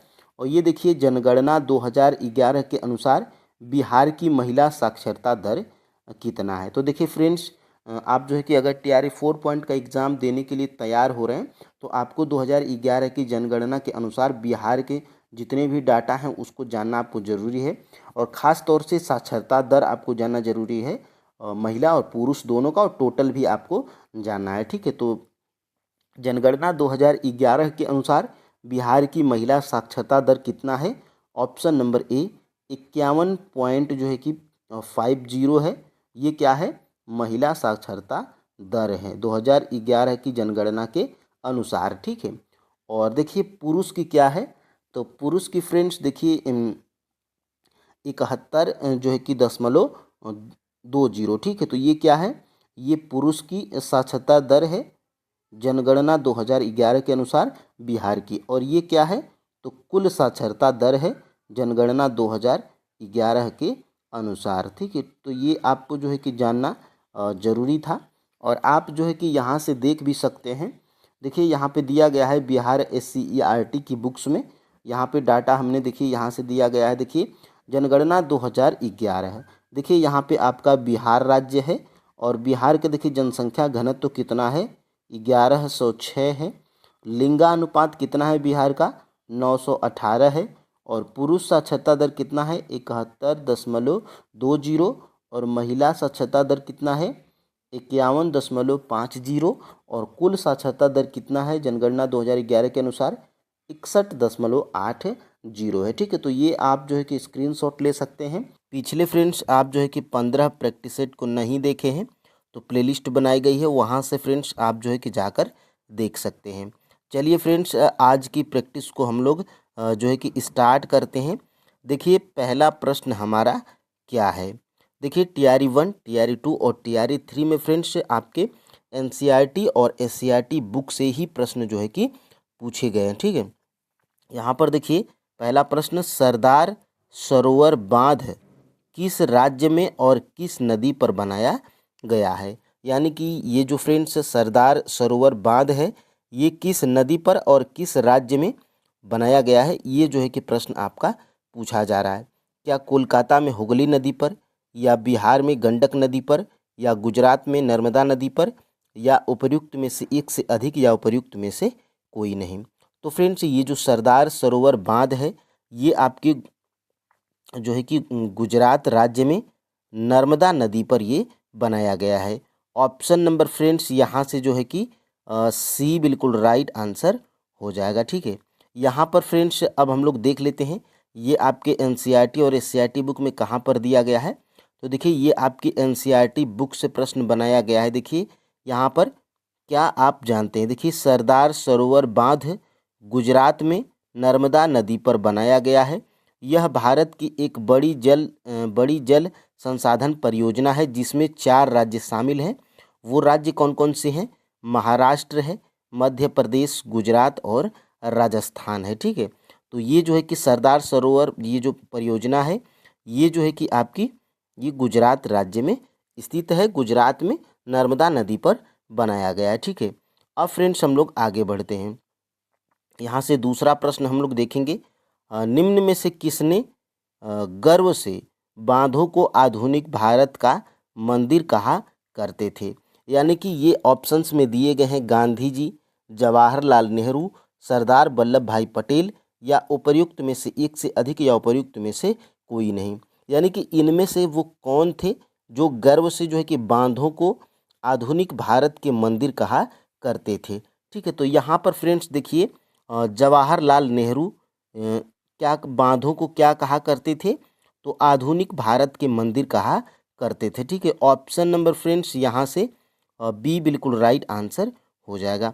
और ये आपके जो है कि एनसीईआरटी और एससीईआरटी दोनों बुक्स में फ्रेंड्स जो है कि ये लाइन दी गई है। देखिए यहाँ से देखिए जवाहरलाल नेहरू गर्व से बांधों को आधुनिक भारत का मंदिर कहा करते थे। क्यों कहा करते थे, उनका मानना क्या था, तो देखिए उनका मानना था कि इन परियोजनाओं के चलते कृषि तथा ग्रामीण अर्थव्यवस्था, औद्योगिकीकरण और नगरीय अर्थव्यवस्था समन्वित रूप से विकास करेगी। ठीक है, तो ये जो है कि जवाहरलाल नेहरू थे जो गर्व से बांधों को आधुनिक भारत का मंदिर कहा करते थे। ठीक है, अब देखिए फ्रेंड्स आगे हम लोग बढ़ते हैं। निम्न में से किस नदी को बंगाल का शोक कहा जाता है। ये भी महत्वपूर्ण प्रश्न है, आपके एग्जाम में बन सकता है कि किस नदी को बंगाल का शोक कहा जाता है। क्या वो सोन नदी है, या नर्मदा नदी, या सतलज नदी, या उपर्युक्त में से एक से अधिक, या उपर्युक्त में से कोई नहीं। तो फ्रेंड्स देखिए बंगाल का शोक जो है कि किस नदी को कहा जाता है, तो दामोदर नदी को कहा जाता है। ठीक है, कौन सी नदी, दामोदर नदी को। आप जो है कि स्क्रीनशॉट ले लीजिएगा, या तो आप जो है कि नोट डाउन कर लीजिएगा। बंगाल का शोक जो है कि दामोदर नदी को कहा जाता है। दामोदर नदी आपका किसी भी ऑप्शन में नहीं है, तो उपर्युक्त में से कोई नहीं आपका जो है कि राइट आंसर हो जाएगा। ठीक है, यहाँ पर फ्रेंड्स अब हम लोग आगे बढ़ते हैं। देखिए यहाँ से आपके जो है कि एनसीईआरटी और एससीईआरटी दोनों बुक्स में दिया गया है। देखिए ये एक जो है कि गीत है, और ये जो है कि कहाँ पर गाई जाती है, तो यहाँ पर आप जो है कि देख लीजिए यह लोकप्रिय भादु गीत है, दामोदर घाटी क्षेत्र में गाया जाता है, जो शोक नदी कही जाने वाली दामोदर नदी में बाढ़ के दौरान आने वाली समस्याओं का वर्णन करता है। कौन, तो ये जो गीत है ये वर्णन करता है। ठीक है, और ये जो है कि दामोदर नदी जो है बंगाल का शोक कहा जाता है दामोदर नदी को। ठीक है, तो यहाँ से इसको भी आप जो है कि नोट डाउन कर लीजिएगा।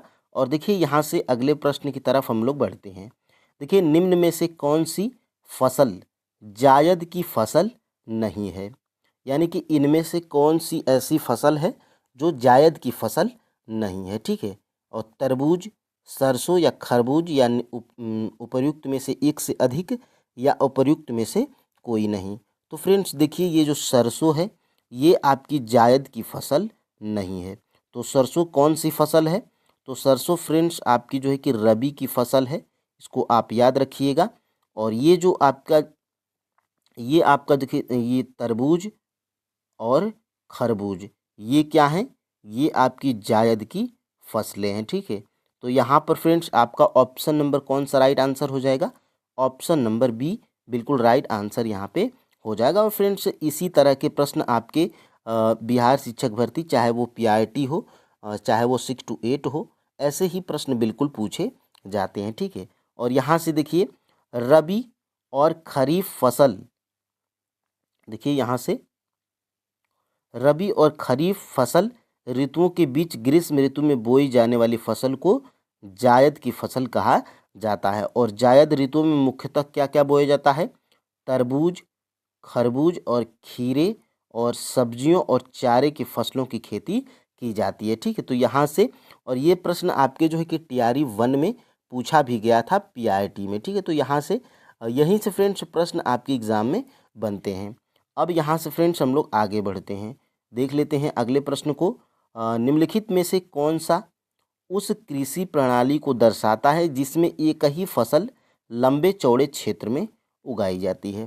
तो ये जो है कि इसमें से कौन सी जो कृषि है, कृषि प्रणाली को दर्शाता है जिसमें एक ही फसल लंबे चौड़े क्षेत्र में उगाई जाती है। ठीक है, क्या स्थानांतरित कृषि, या रोपड़ कृषि, या बागवानी कृषि, या उपर्युक्त में से कोई नहीं, या उपर्युक्त में से एक से अधिक।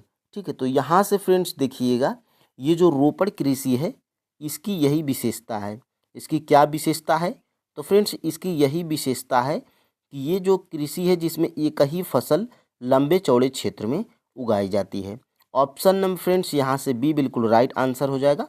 और रोपड़ कृषि के अंतर्गत क्या क्या उगाया जाता है यहाँ पे इसको भी आप जो है कि देखिएगा। देखिए, रोपण कृषि एक प्रकार की वाणिज्य खेती है। इस प्रकार की खेती लंबे चौड़े क्षेत्र में एकल फसल बोई जाती है। ठीक है, यहाँ से देखिएगा। और रोपण कृषि में देखिए, रोपण कृषि के अंतर्गत कौन कौन सी फसलें आती हैं, तो चाय हो गया, कॉफ़ी हो गया, रबड़ हो गया, गन्ना हो गया, केला इत्यादि महत्वपूर्ण रोपण फसलें हैं। तो ये जो है कि फ्रेंड्स महत्वपूर्ण है, आपके लिए एग्ज़ाम में बन सकता है, स्क्रीनशॉट ले लीजिएगा। ठीक है, अब देखिए 6 नंबर के प्रश्न की तरफ हम लोग बढ़ते हैं। देखिए, इनमें से कौन सी रबी की फसल है, यानी कि इनमें से जो है कि कौन सी रबी की फसल है, ये जो है कि आपको बताना है। ठीक है, तो अभी फ्रेंड्स मैं जो है कि बताया था इसको। ठीक है, तो रबी की फसल इसमें से कौन सी है, क्या चावल, कपास या चना, या उपयुक्त में से एक से अधिक, या उपयुक्त में से कोई नहीं। तो फ्रेंड्स देखिए, रबी की फसल इसमें क्या है, चना है। ठीक है, चना आपकी रबी की फसल है। ऑप्शन नंबर जो है कि सी बिल्कुल राइट आंसर हो जाएगा। और रबी की फसलों की बात करेंगे तो रबी की फसल के अंतर्गत क्या क्या क्या आता है, तो चना हो गया, ठीक है, जौ हो गया, और यहाँ पे गेहूं भी आपका हो जाएगा। ठीक है, गेहूं हो गया। फिर उसके बाद फ्रेंड्स मटर भी आ जाएगा इसमें। फिर उसके बाद जो है कि इसमें सरसों भी यहाँ पे आ जाएगी। ठीक है, तो ये सारी फ्रेंड्स आपकी रबी की फसलें हैं। यहाँ पे ऑप्शन नंबर सी बिल्कुल राइट आंसर हो जाएगा। ठीक है, यहाँ से देखिए, रबी की फसल की बात करेंगे तो देखिए, भारत में 3 शस्य ऋतुएं हैं। ठीक है, इसमें देखिए रबी, खरीफ एवं जायद। ठीक है, और रबी की फसलों को शीत ऋतु में अक्टूबर से दिसंबर के मध्य बोया जाता है, और ग्रीष्म ऋतु में अप्रैल से जून के मध्य काटा जाता है। इसकी महत्वपूर्ण फसलें क्या हैं रबी की, तो देखिए गेहूं है, जौ है, मटर है, चना है और सरसों है। तो ये फ्रेंड्स आपकी जो है कि याद रखना है, इसको आप स्क्रीनशॉट ले सकते हैं। और यहाँ से फ्रेंड्स आगे हम लोग बढ़ते हैं। देखिए, निम्न में से कौन से खनिज प्लेसर निक्षेप के कारण प्राप्त होता है। सबसे पहले आप नीचे ये जानेंगे कि प्लेसर निक्षेप होता क्या है। ठीक है, तो निम्न में से कौन से खनिज प्लेसर निक्षेप के कारण प्राप्त होते हैं, तो ये जो है कि फ्रेंड्स आपका क्या सोना, टीन या प्लेटिनम, या उपर्युक्त में से एक से अधिक, या उपर्युक्त में से कोई नहीं। तो फ्रेंड्स ये देखिए, ये आपके सोना हो गया, टीन हो गया और प्लेटिनम हो गया, ये तीनों फ्रेंड्स आपके प्लेसर निक्षेप के कारण जो है कि प्राप्त होते हैं। ठीक है, प्लेसर निक्षेप के कारण ये जो है कि तीनों प्राप्त होते हैं। और यहाँ से आपका राइट आंसर क्या हो जाएगा, उपर्युक्त में से एक से अधिक, ऑप्शन नंबर डी। ठीक है, अब देख लेते हैं इसको हम लोग, प्लेसर निक्षेप होता क्या है। तो यहाँ से देखिए, पहाड़ियों के आधार तथा घाटी तल की रेत में जलोढ़ जमाव के रूप में भी कुछ खनिज पाए जाते हैं। ये निक्षेप प्लेसर निक्षेप के नाम से जाने जाते हैं। देखिए, इनमें प्रायः ऐसे खनिज होते हैं जो जल द्वारा घर्षित नहीं होते हैं। इन खनिजों में सोना हो गया, चांदी हो गया, टीन हो गया और प्लेटिनम हो गया। तो ये महत्वपूर्ण है, यहाँ से प्रश्न आपके एग्जाम में बन सकता है। ठीक है, अब फ्रेंड्स हम लोग आगे बढ़ते हैं। यहाँ से देख लेते हैं, गुजरात का सबसे महत्वपूर्ण तेल क्षेत्र कौन सा है। देखिए फ्रेंड्स, ये महत्वपूर्ण सभी टॉपिक्स हैं जो आपके एनसीईआरटी में भी दिया गया है और एससीईआरटी बुक्स ज्योग्राफी में भी दिया गया है। ठीक है, तो गुजरात का सबसे महत्वपूर्ण तेल क्षेत्र कौन सा है, क्या भुज है, या अंकलेश्वर है, या डिगबोई है, या उपयुक्त में से एक से अधिक, या उपयुक्त में से कोई नहीं। तो फ्रेंड्स, गुजरात का सबसे महत्वपूर्ण तेल क्षेत्र आपका अंकलेश्वर है। ऑप्शन नंबर यहाँ से जो है कि बी बिल्कुल राइट आंसर हो जाएगा। अब देखिए, यहाँ पे आपके एनसीईआरटी बुक में दिया गया है। देखिए यहाँ पे, भारत में मुंबई हाई, गुजरात और असम पेट्रोलियम उत्पादक क्षेत्र हैं। तो भारत की बात करेंगे तो इसमें गुजरात हो जाएगा, असम हो जाएगा और मुंबई हो जाएगा। ठीक है, और यहाँ से देखिए, अंकलेश्वर, अंकलेश्वर गुजरात का सबसे महत्वपूर्ण तेल क्षेत्र है। और देखिए, असम भारत का सबसे पुराना तेल उत्पादक राज्य है, जिसमें डिगबोई, नहरकटिया और मोरन हुगरीजन इस राज्य के महत्वपूर्ण तेल उत्पादक क्षेत्र हैं। ठीक है, तो यहाँ से आप इसको स्क्रीनशॉट ले लीजिएगा। और यहाँ से देखिए, निम्न में से कौन सा राज्य, निम्नलिखित में से कौन सा राजमार्ग केंद्रीय लोक निर्माण विभाग सीपीडब्ल्यूडी के अधिकार क्षेत्र में है।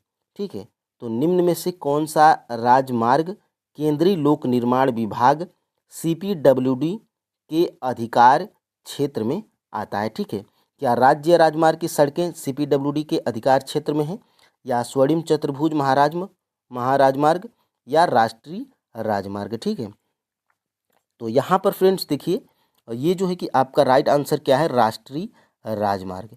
ये जो राष्ट्रीय राजमार्ग की सड़कें होती हैं, ये फ्रेंड्स आती हैं किसके अंतर्गत? तो सीपीडब्ल्यूडी के अंतर्गत आती हैं, जिसका फुल फॉर्म क्या है? केंद्रीय लोक निर्माण विभाग। ठीक है, तो ऑप्शन नंबर यहाँ से सी बिल्कुल राइट आंसर हो जाएगा।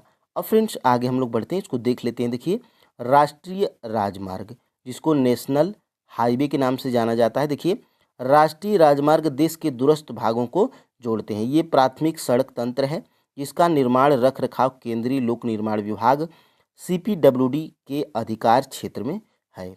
ठीक है, तो यहाँ से इसको आप जो है कि देख लीजिएगा। और यहाँ से देखिए, राज्य राजमार्ग के अंतर्गत देखिए पीडब्ल्यूडी के अधिकार क्षेत्र में आता है। ठीक है, तो इसको भी आप जो है कि याद रखिएगा। और यहाँ से देखिए, राष्ट्रीय जलमार्ग 5 की लंबाई कितनी है?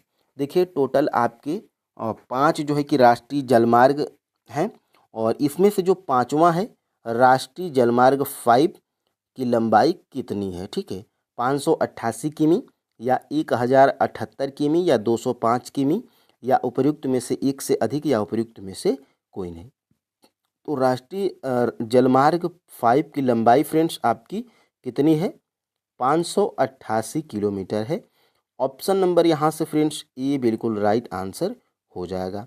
अब आगे हम लोग बढ़ के इसको देख लेते हैं। देखिए, ये देखिए 588 किलोमीटर है राष्ट्रीय जलमार्ग 5 की लंबाई। ठीक है, तो यहाँ से ये भी जो है कि आपके एग्जाम में बन सकता है। और यहाँ से आगे हम लोग बढ़ते हैं। इनमें से कौन सा पत्तन पूर्वी तट पर स्थित है, जो अंतःस्थली तथा अधिकतम गहराई का पत्तन है तथा पूर्ण सुरक्षित है? क्या इसमें चेन्नई है, ऐसा पत्तन जो पूर्वी तट पर स्थित है और अंतःस्थली अधिकतम गहराई का पत्तन है जो पूर्ण सुरक्षित है, या तूतीकोरिन, या पारादीप, या उपर्युक्त में से एक से अधिक, या उपर्युक्त में से कोई नहीं? तो फ्रेंड्स देखिए, ये जो विशाखापट्टनम, इसमें आपका राइट आंसर क्या है? विशाखापट्टनम। ठीक है, विशाखापट्टनम फ्रेंड्स ऐसा पत्तन है जो कि पूर्वी तट पर स्थित है और अंतःस्थली तथा अधिकतम गहराई का पत्तन है तथा पूर्ण सुरक्षित भी है। ठीक है, तो ऑप्शन नंबर यहाँ से फ्रेंड्स आपका ई बिल्कुल राइट आंसर हो जाएगा। कौन सा? ऑप्शन नंबर ई। अब देखिए फ्रेंड्स, यहाँ पे आगे हम लोग बढ़ते हैं। और ई देखिए, पूर्वी तट के साथ तमिलनाडु में दक्षिण पूर्वी छोर पर तूतीकोरन पत्तन स्थित है। कहाँ पर? तो दक्षिणी पूर्वी। और पूर्वी की बात करेंगे तो देखिए, चेन्नई हमारे देश का प्राचीन कृत्रिम पत्तन है। और यहाँ पे देखिए विशाखापट्टनम स्थल से घिरा है, गहरा है और सुरक्षित पत्तन है। ठीक है, तो यहाँ पर ये यहाँ से आपका जो है कि प्रश्न बनाया गया था। और यहाँ पे देखिए, उड़ीसा में स्थित पारादीप पत्तन विशेषतः लौह अयस्क का निर्यात करता है। और देखिए, कोलकाता एक अंतःस्थलीय नदी पत्तन है। यह पत्तन गंगा ब्रह्मपुत्र बेसिन के बृहत व समृद्ध पृष्ठभूमि को सेवाएं प्रदान करता है। ठीक है, तो यहाँ से ये प्रश्न जो है कि आपका बनाया गया था। और यहाँ से देखिए, चिल्का झील भारत में खारे पानी की सबसे बड़ी झील है। और यह झील जो चिल्का झील है किस राज्य में स्थित है, ये जो है कि प्रश्न पूछा जा रहा है। क्या चिल्का झील उड़ीसा राज्य में स्थित है, या आंध्र प्रदेश में, या उत्तराखंड में, या उपर्युक्त में से एक से अधिक, या उपर्युक्त में से कोई नहीं? ठीक है, तो फ्रेंड्स देखिए, चिल्का झील भारत में खारे पानी की सबसे बड़ी झील है। और ये चिल्का झील फ्रेंड्स आपकी जो है कि उड़ीसा राज्य में स्थित है। कहाँ पर? उड़ीसा राज्य में जो है कि आपकी चिल्का झील स्थित है। ऑप्शन नंबर फ्रेंड्स यहाँ पे ए बिल्कुल राइट आंसर हो जाएगा। और यहाँ से आगे हम लोग बढ़ते हैं। देखिए, आपके एनसीईआरटी में कैसे दिया गया है। देखिए फ्रेंड्स, यहाँ से चिल्का झील भारत में खारे पानी की सबसे बड़ी झील है। यह उड़ीसा में महानदी डेल्टा के दक्षिण में स्थित है। तो यहाँ से फ्रेंड्स ये इम्पोर्टेंट है, आपके एग्जाम में बन सकता है। अब फ्रेंड्स हम लोग आगे बढ़ते हैं। निम्नलिखित में से कौन सी नदी शिव समुद्रम जलप्रपात बनाती है? यानी कि शिव समुद्रम जलप्रपात कौन सी नदी बनाती है? क्या कावेरी या गोदावरी या दामोदर या उपयुक्त में से एक से अधिक या उपयुक्त में से कोई नहीं? तो फ्रेंड्स देखिए, शिव समुद्रम जलप्रपात फ्रेंड्स ये जो है कि कावेरी नदी बनाती है। कौन सी नदी? तो कावेरी नदी बनाती है। ऑप्शन नंबर यहाँ से फ्रेंड्स आपका ए बिल्कुल राइट आंसर हो जाएगा। ठीक है, अब फ्रेंड्स हम लोग आगे बढ़ते हैं और इसको देख लेते हैं। यहाँ पर देखिए, यहाँ पे कावेरी द्रोणी, देखिए कावेरी पश्चिम घाट के ब्रह्मगिरी श्रृंखला से निकलती है। तो ये भी प्रश्न बन सकता है कि कावेरी नदी कहाँ से निकलती है? तो ब्रह्मगिरी पश्चिमी घाट के ब्रह्मगिरी श्रृंखला से निकलती है तथा तमिलनाडु में कुडलूर के दक्षिण में बंगाल की खाड़ी में मिल जाती है। इसकी लंबाई कितनी है कावेरी की? तो 760 किलोमीटर है। और यहाँ से इसकी सहायक नदी कौन सी है? अमरावती है, भवानी है, हेमावती है तथा काबिनी है। ठीक है, और इसकी द्रोणी तमिलनाडु, केरल तथा कर्नाटक में विस्तृत है। और यहाँ से देखिए, भारत में दूसरा सबसे बड़ा जलप्रपात कावेरी नदी पर बनता है। इसे शिव समुद्रम के नाम से भी जाना जाता है। यानी कि शिव समुद्रम जलप्रपात जो है कि कावेरी नदी पर बनाया गया है। ठीक है, और यहाँ से आगे हम लोग बढ़ते हैं। देश में गंगा एक्शन प्लान का शुभारंभ कब किया गया था? ये फ्रेंड्स आपके TRE 3.06 to 8 में ये जो है कि आपका पूछा गया था, SST वाले में। ठीक है, SST के ज्योग्राफी के सेक्शन में पूछा गया था, देश में गंगा एक्शन प्लान का शुभारंभ कब किया गया था? 1987 में या 1985 में या 1991 में या उपयुक्त में से एक से अधिक या उपयुक्त में से कोई नहीं? तो फ्रेंड्स देखिए, भारत में यानी कि देश में गंगा एक्शन प्लान का शुभारंभ जो है कि 1985 में किया गया था। ऑप्शन नंबर यहाँ पर फ्रेंड्स बी बिल्कुल राइट आंसर हो जाएगा। ठीक है, अब हम लोग देखिए आगे बढ़ते हैं।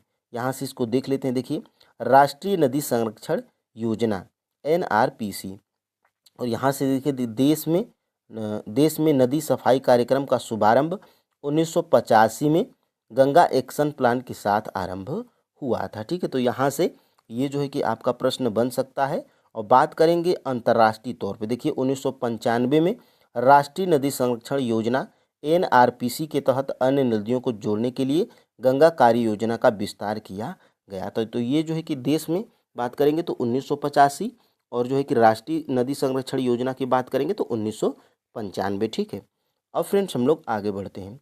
यहाँ से देख लेते हैं। देखिए, नर्मदा नदी का उद्गम कहाँ से है? तो नर्मदा नदी का उद्गम फ्रेंड्स देखिए कहाँ से है?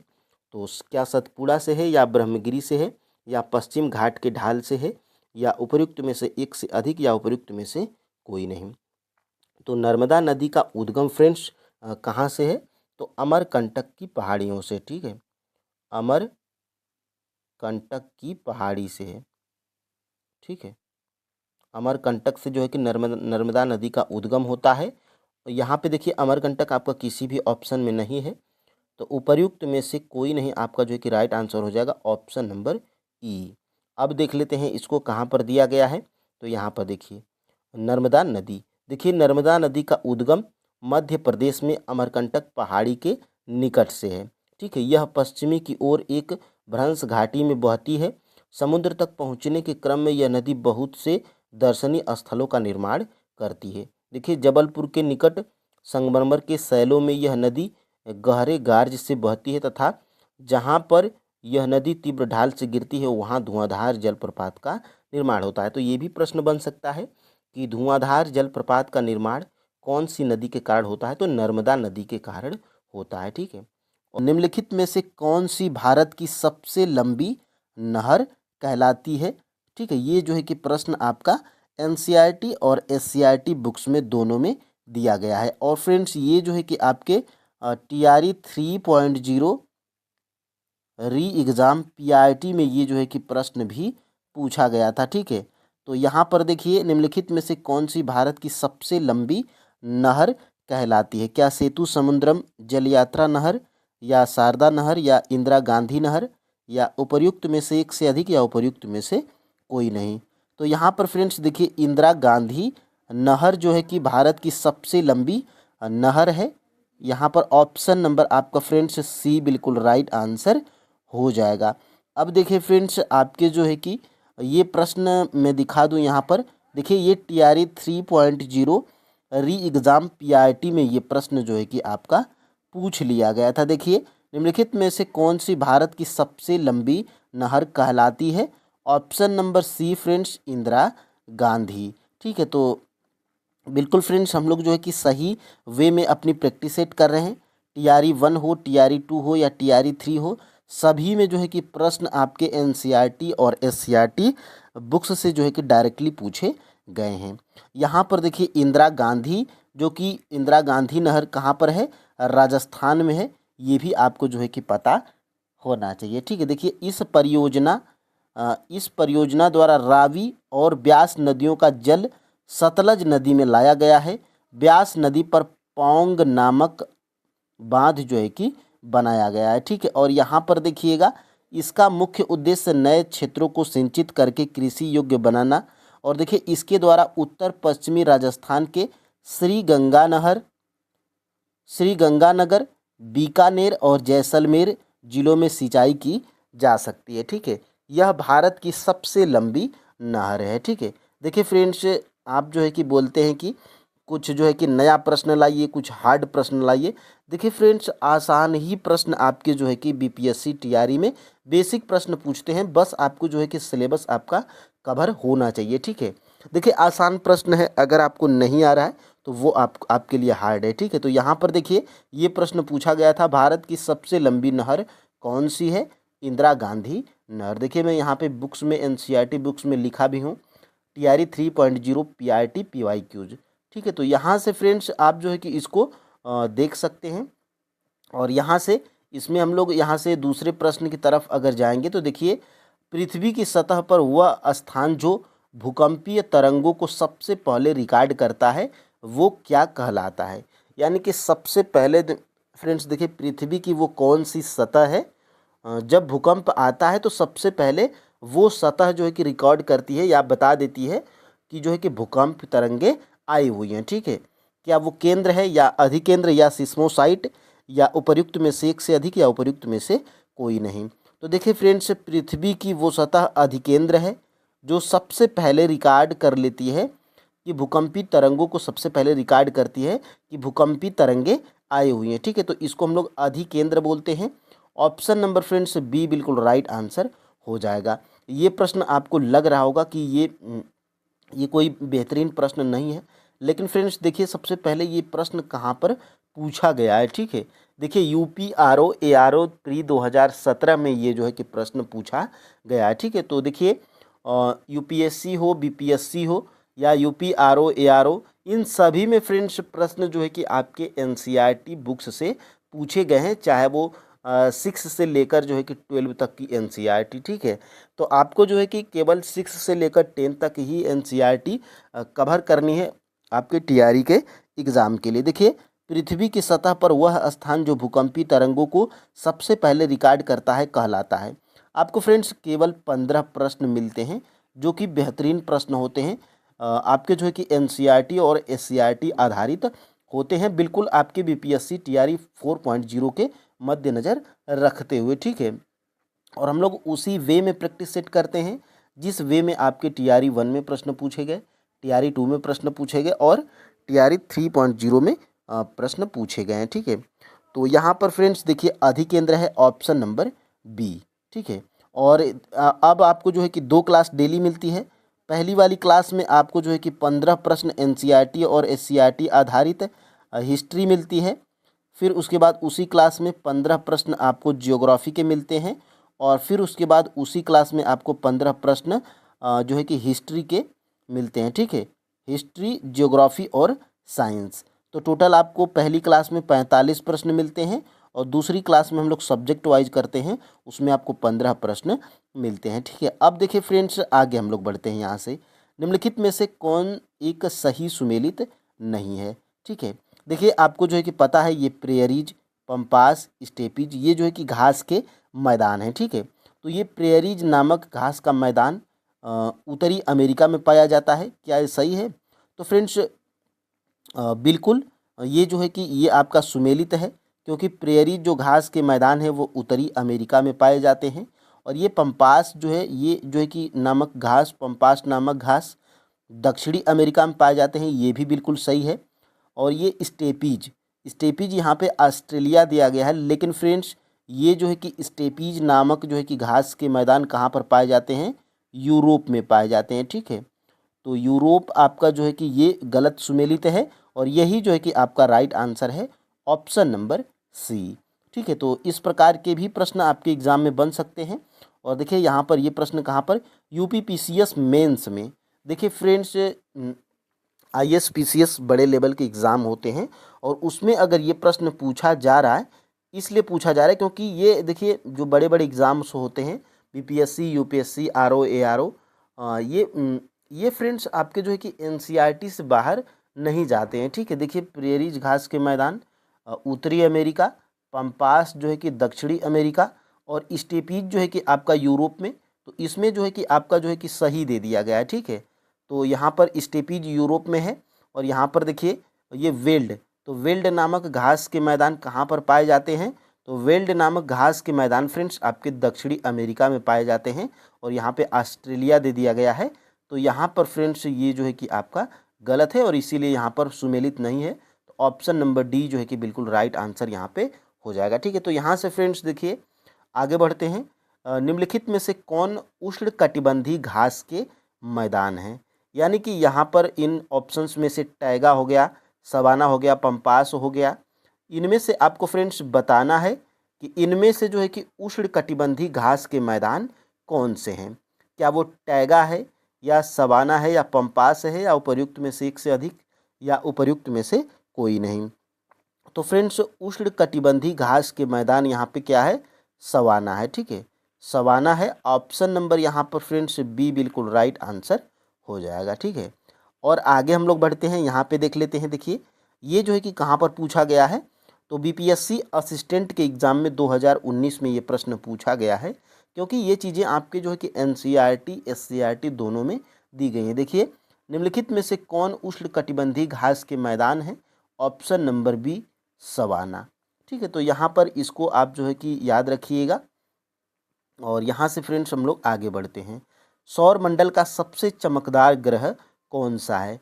देखिए मंडल से भी एक या दो प्रश्न आपके एग्जाम में बन रहे हैं, और यहाँ पे देखिए सौर मंडल का सबसे चमकदार ग्रह कौन सा है। तो सौर मंडल का जो है कि फ्रेंड्स सबसे चमकदार ग्रह शुक्र है। ऑप्शन नंबर यहाँ पर जो है कि ए बिल्कुल राइट आंसर हो जाएगा। ठीक है, और देखिए शुक्र ग्रह को हम लोग सुबह का तारा, भोर का तारा, शाम का तारा, और सबसे गर्म ग्रह भी है। ठीक है, ऑप्शन नंबर यहाँ से ए बिल्कुल राइट आंसर है। और ये देखिए कहाँ पर पूछा गया है, तो देखिए सौर मंडल का सबसे चमकदार ग्रह कौन सा है, ऑप्शन नंबर डी सूर्य हो जाएगा। देखिए 65वीं बीपीएससी री एग्ज़ाम 2020 में ये प्रश्न पूछा गया है। और यहाँ से देखिए सौरमंडल का सबसे चमकदार ग्रह शुक्र है। यह सौरमंडल का सबसे गर्म ग्रह भी है।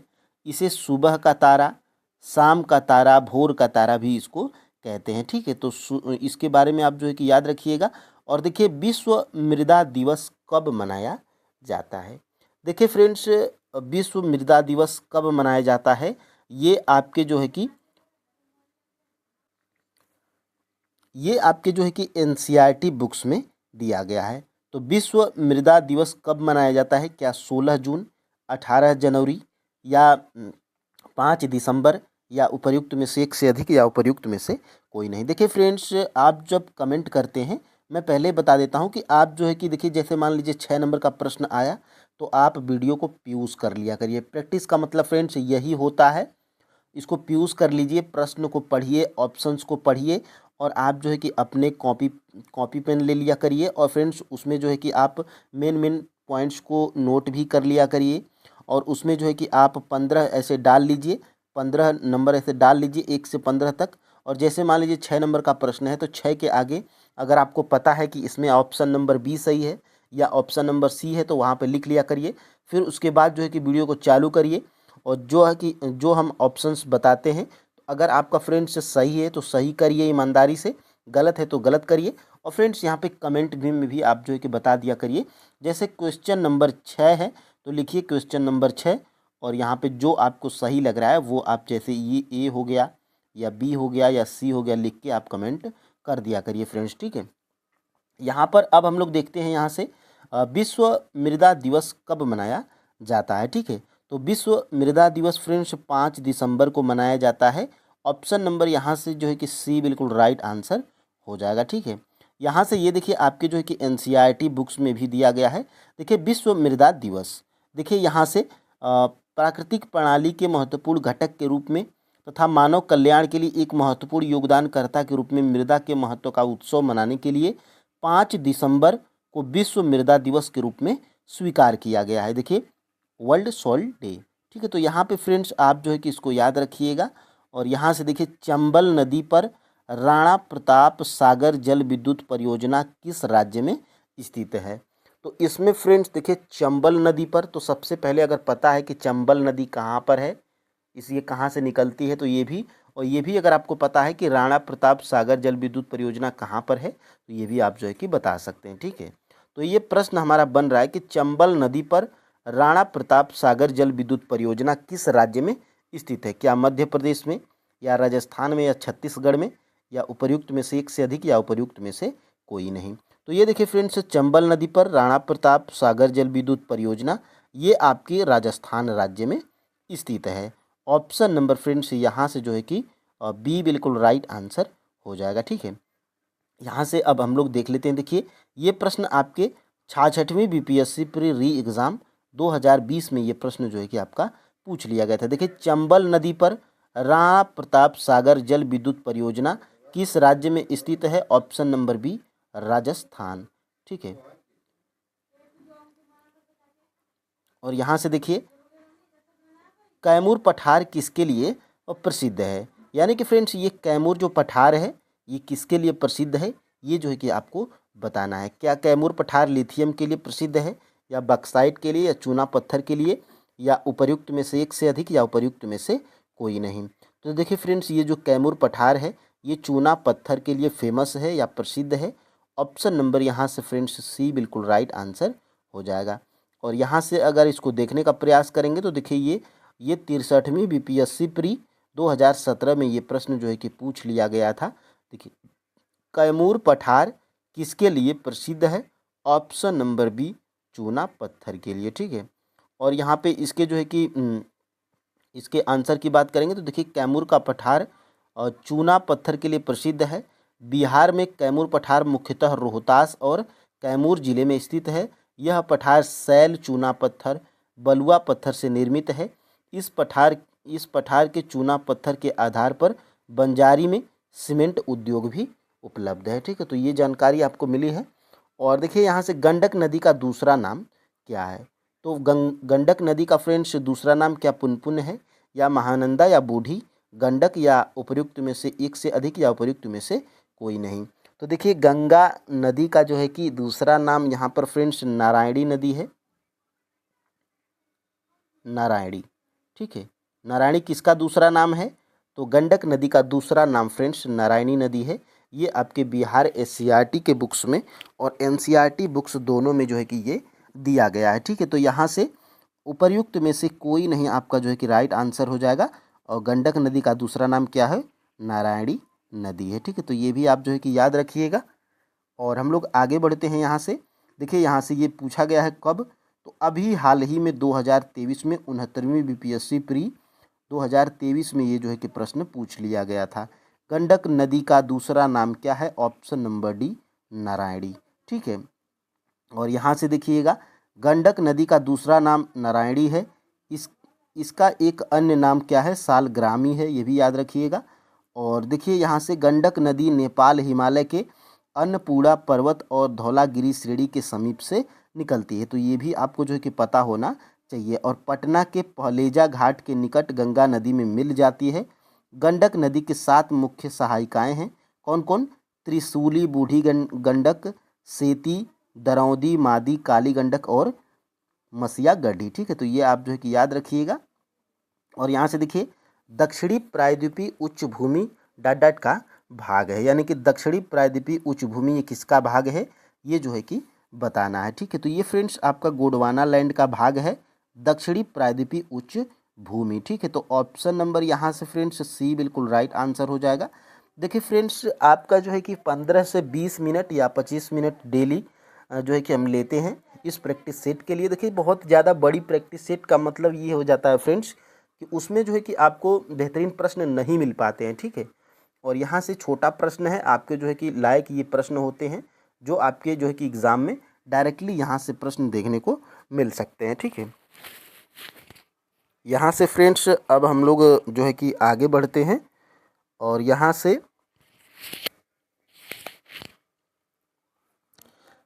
इसको देख लेते हैं। देखिए ये जो है कि ये आपके जो है कि टीआरई के एग्ज़ाम में, देखिए 11-12 वाले एग्ज़ाम में ये जो है कि पूछा गया था बीपीएससी टीआरई के एग्ज़ाम में। देखिए बीपीएससी 11-12 वाले एग्ज़ाम में 26 अगस्त 2023 को ये प्रश्न जो है कि पूछ लिया गया था। दक्षिणी प्रायद्वीपीय उच्च भूमि डाडट का भाग है। Option number A Gondwana land, ठीक है। तो ये जो है कि आप याद रखिएगा। और ये देखिए दक्षिणी प्रायद्वीपीय उच्च भूमि गोंडवाना लैंड का भाग है। इसमें मध्य प्रदेश, आंध्र प्रदेश, तेलंगाना और महाराष्ट्र आदि के कुछ हिस्से शामिल हैं, ठीक है। तो यहाँ से ये जानकारी आपको मिल गई। अब देखिए स्वच्छ भारत मिशन की शुरुआत कब हुई थी। देखिए आसान प्रश्न है लेकिन ये बहुत से एग्जामों में पूछा जा चुका है, ठीक है। ये स्वच्छ भारत मिशन की शुरुआत कब हुई थी, ये जानकारी आपको जो है कि होना चाहिए, ठीक है। ये बहुत ही महत्वपूर्ण पहल थी फ्रेंड्स स्वच्छता के मामले में। तो यहाँ पर जो है कि और ये आपके जो है कि एनसीईआरटी बुक्स में भी दिया गया है। ज्योग्राफी में क्लास जो है कि ये 7th में दिया गया है, ठीक है। तो देखिए स्वच्छ भारत मिशन की शुरुआत कब हुई थी, तो यहाँ पे देखिए 2 अक्टूबर 2014 को प्रधानमंत्री नरेंद्र मोदी के द्वारा जो है कि इसकी शुरुआत की गई थी। ऑप्शन नंबर जो है कि सी बिल्कुल राइट आंसर हो जाएगा। और यहाँ से मैं दिखाने का प्रयास भी करूँगा। देखिए ये आपकी क्लास 7th की ज्योग्राफी की एनसीईआरटी है। और यहाँ से देखिए क्या आप जानते हैं, और यहाँ देखिए सार्वभौमिक स्वच्छता कवरेज प्राप्त करने और स्वच्छता पर ध्यान केंद्रित करने के प्रयासों में तेजी लाने के लिए भारत के प्रधानमंत्री ने 2 अक्टूबर 2014 को स्वच्छ भारत मिशन का शुभारंभ किया। तो ये इसलिए इम्पोर्टेंट है क्योंकि महत्वपूर्ण भी है और आपके जो है कि एनसीईआरटी बुक्स में भी दिया गया है। और यहाँ से फ्रेंड्स देखिएगा बंगाल टाइगर कहाँ मिलते हैं। बंगाल टाइगर ये कहाँ पर मिलते हैं, ये जो है कि आपको बताना है। क्या पर्वतीय क्षेत्र में या अमेजन क्षेत्र में या बेसिन क्षेत्र में या उपर्युक्त में से कोई नहीं या उपर्युक्त में से एक से अधिक, ठीक है। तो बंगाल टाइगर फ्रेंड्स ये जो है कि आपको कहाँ मिलते हैं, तो ये डेल्टा क्षेत्रों में मिलते हैं, ठीक है। कहाँ पर, डेल्टाई क्षेत्रों में या डेल्टा क्षेत्रों में ये जो है कि बंगाल टाइगर पाए जाते हैं, ठीक है। तो ये जो है कि आपका उपर्युक्त में से कोई नहीं, आपका जो है कि राइट आंसर हो जाएगा ऑप्शन नंबर ई, ठीक है। यहाँ से फ्रेंड्स आगे हम लोग बढ़ते हैं और यहाँ से देखिए ये देखिए आपका जो कि क्लास 7th का ही एनसीईआरटी है ज्योग्राफी का। यहाँ पे देखिए डेल्टा क्षेत्र में बंगाल टाइगर एवं मगर पाए जाते हैं। और यहाँ से देखिए बेसिन में विविध प्रकार के वन्य जीव पाए जाते हैं। इसमें हाथी, बाघ, हिरण एवं बंदर आदि सामान्य रूप से पाए जाने वाले जीव हैं। कहाँ पर, बेसिन में। और यहाँ से देखिए एक सींग वाला गैंडा ब्रह्मपुत्र के मैदानों में पाया जाता है। तो ये जो है कि आप याद रखिएगा, ठीक है। और यहाँ से देखिए नदी के जो है कि सांप जल झील एवं बंगाल की खाड़ी में प्रचुर मात्रा में जो है कि जलीय जीव पाए जाते हैं, ठीक है। तो ये जानकारी आपको जो है कि पता होनी चाहिए। और यहाँ से देखिएगा जनगणना 2011 के अनुसार पश्चिम बंगाल का जनसंख्या घनत्व कितना है। फ्रेंड्स देखिए जनसंख्या घनत्व आप जो है कि आप सोचेंगे कि एक तरफ से हम जो है कि सभी राज्य का याद करें, तो आपको जो है कि ये नहीं करना है। ख़ास तौर से 2011 की जनगणना के लिए जो है कि बिहार में जितना है महिला साक्षरता दर, पुरुष साक्षरता दर, जनसंख्या घनत्व, और जो है कि 2011 की जनगणना से बिहार संबंधित आपको मैं जो एक वीडियो जो है कि आपको 15 या 20 मिनट का जो है कि अपलोड कर दूंगा, वहाँ से उसको देख लीजिएगा। तो बिहार में एग्ज़ाम है फ्रेंड्स, तो 2011 की जनगणना को बिहार से संबंधित देख लीजिएगा। और जो आपके एनसीईआरटी और एससीईआरटी में जिस राज्य का दिया गया है 2011 की जनगणना का डाटा, उसको आपको जो है कि देखना है, ठीक है। तो इसमें देखिए पश्चिम बंगाल का जो है कि जनसंख्या घनत्व तो पूछा गया है जनगणना 2011 के अनुसार। तो ये जो है कि आपके एनसीईआरटी बुक्स में दिया गया है। कितना दिया गया है, 1029, ठीक है। तो ऑप्शन नंबर यहाँ से जो है कि बी बिल्कुल राइट आंसर हो जाएगा। जनगणना 2011 के अनुसार पश्चिम बंगाल का जनसंख्या घनत्व 1029 है। और यहाँ से फ्रेंड्स इसको देखने का प्रयास जब करेंगे तो देखिए ये आप जो है कि क्लास 7th का एनसीईआरटी है। और यहाँ से देखिए किसका किसका दिया गया। देखिए जनसंख्या घनत्व का अर्थ होता क्या है, 1 वर्ग किलोमीटर क्षेत्र में रहने वाले लोगों की संख्या, ये जनसंख्या घनत्व कहलाती है। उदाहरणतः देखिए उत्तराखंड का जनसंख्या घनत्व कितना है, 189 है, तो ये आपको याद रखना है। जबकि पश्चिम बंगाल का जनसंख्या घनत्व कितना है, 1029 है, ये आपको याद रखना है। और देखिए यहाँ से बिहार का जनसंख्या घनत्व, इसमें फ्रेंड्स कितना दिया था, 1102 दिया था। और कहीं कहीं पर देखिए 1106 भी गूगल करने पे मिल रहा है। तो 1102 1106 आप जो है कि दोनों याद रखिएगा, ठीक है, जो ऑप्शंस में हो। और यहाँ से फ्रेंड्स आगे हम लोग बढ़ते हैं। सामान्यतः गर्म महासागरीय धाराएं उत्पन्न होती हैं, यानी कि ये प्रश्न पूछा जा रहा है कि ये जो गर्म महासागरीय धाराएं होती हैं ये सामान्यतः ये कहाँ से उत्पन्न होती हैं, क्या ध्रुवों के निकट से, या भूमध्य रेखा के निकट से, या ज्वार भाटी इलाकों में, या उपर्युक्त में से एक से अधिक, या उपर्युक्त में से कोई नहीं। तो सामान्यतः फ्रेंड्स ये जो गर्म महासागरीय धाराएं होती हैं ये जो है कि भूमध्य रेखा के निकट से जो है कि ये भूमध्य रेखा के निकट से जो है कि उत्पन्न होती हैं, ठीक है। तो ऑप्शन नंबर यहाँ से फ्रेंड्स आपका जो है कि बी बिल्कुल राइट आंसर हो जाएगा। ये आपके जो है कि एनसीईआरटी बुक्स में भी दिया गया है क्लास 8th में। और देखिए यहाँ से देखिए महासागरीय धाराएं, देखिए यहाँ से सामान्यतः गर्म महासागरीय धाराएं भूमध्य रेखा के निकट उत्पन्न होती हैं एवं ध्रुवों की ओर प्रवाहित होती हैं। और देखिए ठंडी धाराएं ध्रुवों या उच्च अक्षांशों से उष्णकटिबंधीय या निम्न अक्षांशों की ओर प्रवाहित होती हैं। देखिए लेब्राडोर महासागरीय धाराएं शीत जलधाराएं हैं, यानी कि लेब्राडोर जो है ये आपकी क्या है, ठंडी जलधारा है, ठीक है। जबकि गल्फ स्ट्रीम ये क्या है, गर्म जलधारा है, ठीक है। तो ये जो है कि फ्रेंड्स आपको पता होना चाहिए। और देखिए यहाँ से निम्नलिखित में से क्या बनाने के लिए मैग्नीज की आवश्यकता होती है, क्या पेंट बनाने के लिए मैग्नीज की आवश्यकता होती है, या मैग्नीज से पेंट बनता है, या मैग्नीज से कीटनाशक दवाएं बनती हैं, या ब्लीचिंग पाउडर, या उपर्युक्त में से एक से अधिक, या उपर्युक्त में से कोई नहीं। तो देखिए निम्नलिखित में से जो है कि मैग्नीज की आवश्यकता जो है कि फ्रेंड्स पेंट बनाने के लिए भी होती है, कीटनाशक दवाएं बनाने के लिए भी मैग्नीज का उपयोग होता है, और ब्लीचिंग पाउडर बनाने के लिए भी मैग्नीज का उपयोग होता है, ठीक है। तो यहाँ से ऑप्शन नंबर जो है कि डी बिल्कुल राइट आंसर हो जाएगा, उपर्युक्त में से एक से अधिक, ठीक है। तो ये जो है कि आपको पता होना चाहिए। और ये प्रश्न आपके 6 to 8 में पूछा गया प्रश्न है, ठीक है। और देखिए यहाँ पे दिया भी गया है आपके जो है कि क्लास 10th की एनसीईआरटी ज्योग्राफी में, देखिए मैं पढ़ाया भी हूँ। देखिए क्लास 9th और क्लास 10th की ज्योग्राफी और एनसीईआरटी की मैं चैप्टर वाइज पढ़ा दिया हूँ। अगर आप कमेंट करेंगे तो मैं फिर से चैप्टर वाइज स्टार्ट कर सकता हूँ। और यहाँ से देखिए मैग्नीज मुख्य रूप से इस्पात के विनिर्माण में प्रयोग किया जाता है, तो ये भी यहाँ से प्रश्न बन सकता है कि किसके विनिर्माण में प्रयोग किया जाता है मैग्नीज, तो इस्पात के विनिर्माण के प्रयोग में, ठीक है। 1 टन इस्पात बनाने के लिए 10 किग्रा मैग्नीज की आवश्यकता होती है। इसका उपयोग ब्लीचिंग पाउडर, कीटनाशक दवाएं और पेंट बनाने में किया जाता है। और यहाँ से एक और प्रश्न यहाँ से बन सकता है कि अब भारत में कौन सा राज्य सबसे बड़ा मैग्नीज उत्पादक है, तो उड़ीसा राज्य है, ठीक है। भारत में उड़ीसा मैग्नीज का सबसे बड़ा उत्पादक राज्य है। और यहाँ से फ्रेंड्स देखिएगा